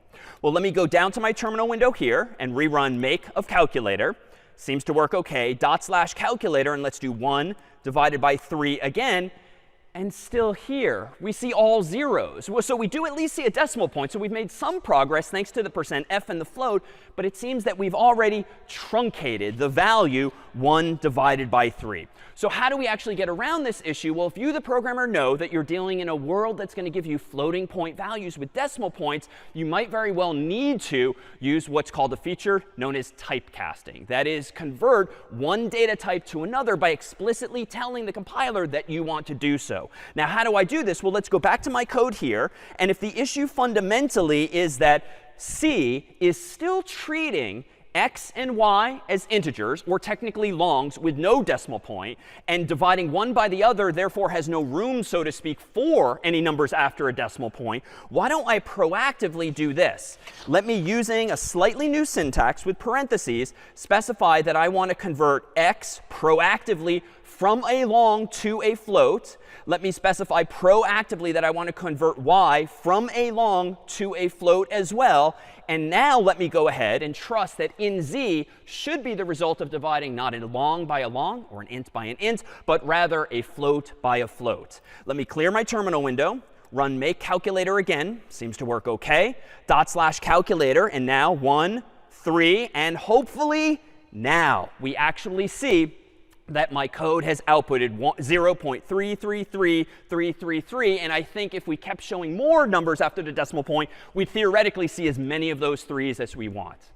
But there is still one more catch, and especially when we're manipulating numbers in this way in a computer using a finite amount of memory, another challenge we might run up against, besides integer overflow, besides truncation, is this known as floating point imprecision. Just as we can't represent as big of an integer as we want using int or long alone, because there is going to be an upper bound, there's similarly going to be a boundary on just how precise our numbers can be. And indeed, let's go back to VS Code here. I'll clear my terminal window yet again. And this time, let me use some slightly ugly syntax to specify that I don't want to see the default number of numbers after the decimal point, which %f gives us automatically. Let's go ahead and show me 20 decimal point numbers after the decimal point. And the weird syntax for this is to do not %f, but %20 to indicate to C that I want to see 20 digits, not the default after now the decimal point. Let me rerun make calculator. Let me do dot/calculator again, and let's do 1, let's do 3. And now this is even weirder, right? From grade school, you presumably learned that 1 divided by 3 is, of course, 1/3, but that should be 0.33333 infinitely many times, or on paper with a little line over it. But the computer is just doing some weird approximation here. It's a whole bunch of 3's and then 4, 3, 2, 6, 7, 4, 4, 0, 7, 9, 5, 9, 0. Well, what's really happening under the hood? Well, again, is this issue of floating point imprecision. If you only have a finite number of bits, and in turn a finite amount of memory, the computer can really only be so precise intuitively. Equivalently, the computer has decided on some way of representing floating point values, but the catch is, per grade school math, there's an infinite number of numbers out there and an infinite number of floating point values because you can keep adding more and more digits if you want. So the computer, given the way it's implementing these floating point values, is essentially giving us the closest approximation that it can. Now, how can we go about improving the situation? Well, there is one alternative. Instead of using float, I can use something called a double, which, as the name suggests, uses twice as many bits as a float. So instead of 32, typically, it will use 64. And that's just like the difference between a long and an int, which gave us more bits. But in this case, this will be used for more precision. Let's go ahead and cast x to a double. Let's cast y to a double. And now let's go ahead and, using the same format code, %.20f is still OK for doubles. Let me do make calculator. Let me do dot/calculator. And now let me do 1 divided by 3. And we still have some of that imprecision. And we'd see even more of it if we looked at more than just 20 digits. But now we have more 3's after the decimal point. So it's at least more precise. But it's not perfect, but it's at least more precise. So these kinds of issues then are going to be necessary to keep in mind anytime you do something numerically, scientifically, at least with a language like C, where you're going to bump up against these real-world limitations of hardware and, in turn, language. Now, later in the semester, we'll transition to a language called Python, and that's actually going to solve at least one of these problems for us, but just automatically giving us more bits, so to speak, as we need them, at least for integers. But even the issue of floating point imprecision is going to remain. Now, just how real world are these issues? Well, back in the year 1999, we got a taste of this when the world realized, in the years leading up to that date, that it might not have been the best idea to implement computers and software therein by storing years using just 2 digits. Like, instead of storing 1999 to represent the year 1999, a lot of computers, for reasons of space and cost, were in the habit of kind of cutting a corner and just using 2 digits to keep track of the year. The problem with that is that if systems were not updated by the year 1999 to support the year 2000, 2001, and so forth, is that, just like before with integer overflow, some computers might add 1 to the year in their memory, 99. It should be the year 2000, but if they're only using 2 digits to represent years, they might mistake the year, as some systems may very well have, for the year 1900 instead, taking literally a big step backwards, if you will. Now, you'd like to think that kind of issue is behind us, especially as we understand all the more about the limitations of code and computing. But we're actually going to run up against this very same type of issue again in just a few years. On January 19th in the year 2038, we will have run out of bits in most computers right now to keep track of time. It turns out years ago, humans decided to use a 32-bit integer to keep track of how many seconds had elapsed over time. They chose a somewhat arbitrary date in the past, January 1st, 1970, and they just started counting seconds from there on out. And so if a computer stores some number of seconds, that tells the computer how many seconds have passed since that particular date, January 1st, 1970. Unfortunately, using a 32-bit integer, as we've seen, you can only count so high, at which point you overflow the size of that variable. And so potentially, if we don't get ahead of this as humans, as a society, as computer scientists, on the date January 19th, 2038, that bit might flip over, thereby overflowing the size of those integers, bringing us back computationally to December 13th, 1901. So this is to say, now with all of this computational ability in code comes a responsibility to actually write correct code. Next week, we'll peel back some of these layers. But for now, this was week 1, and best of luck on problem set 1.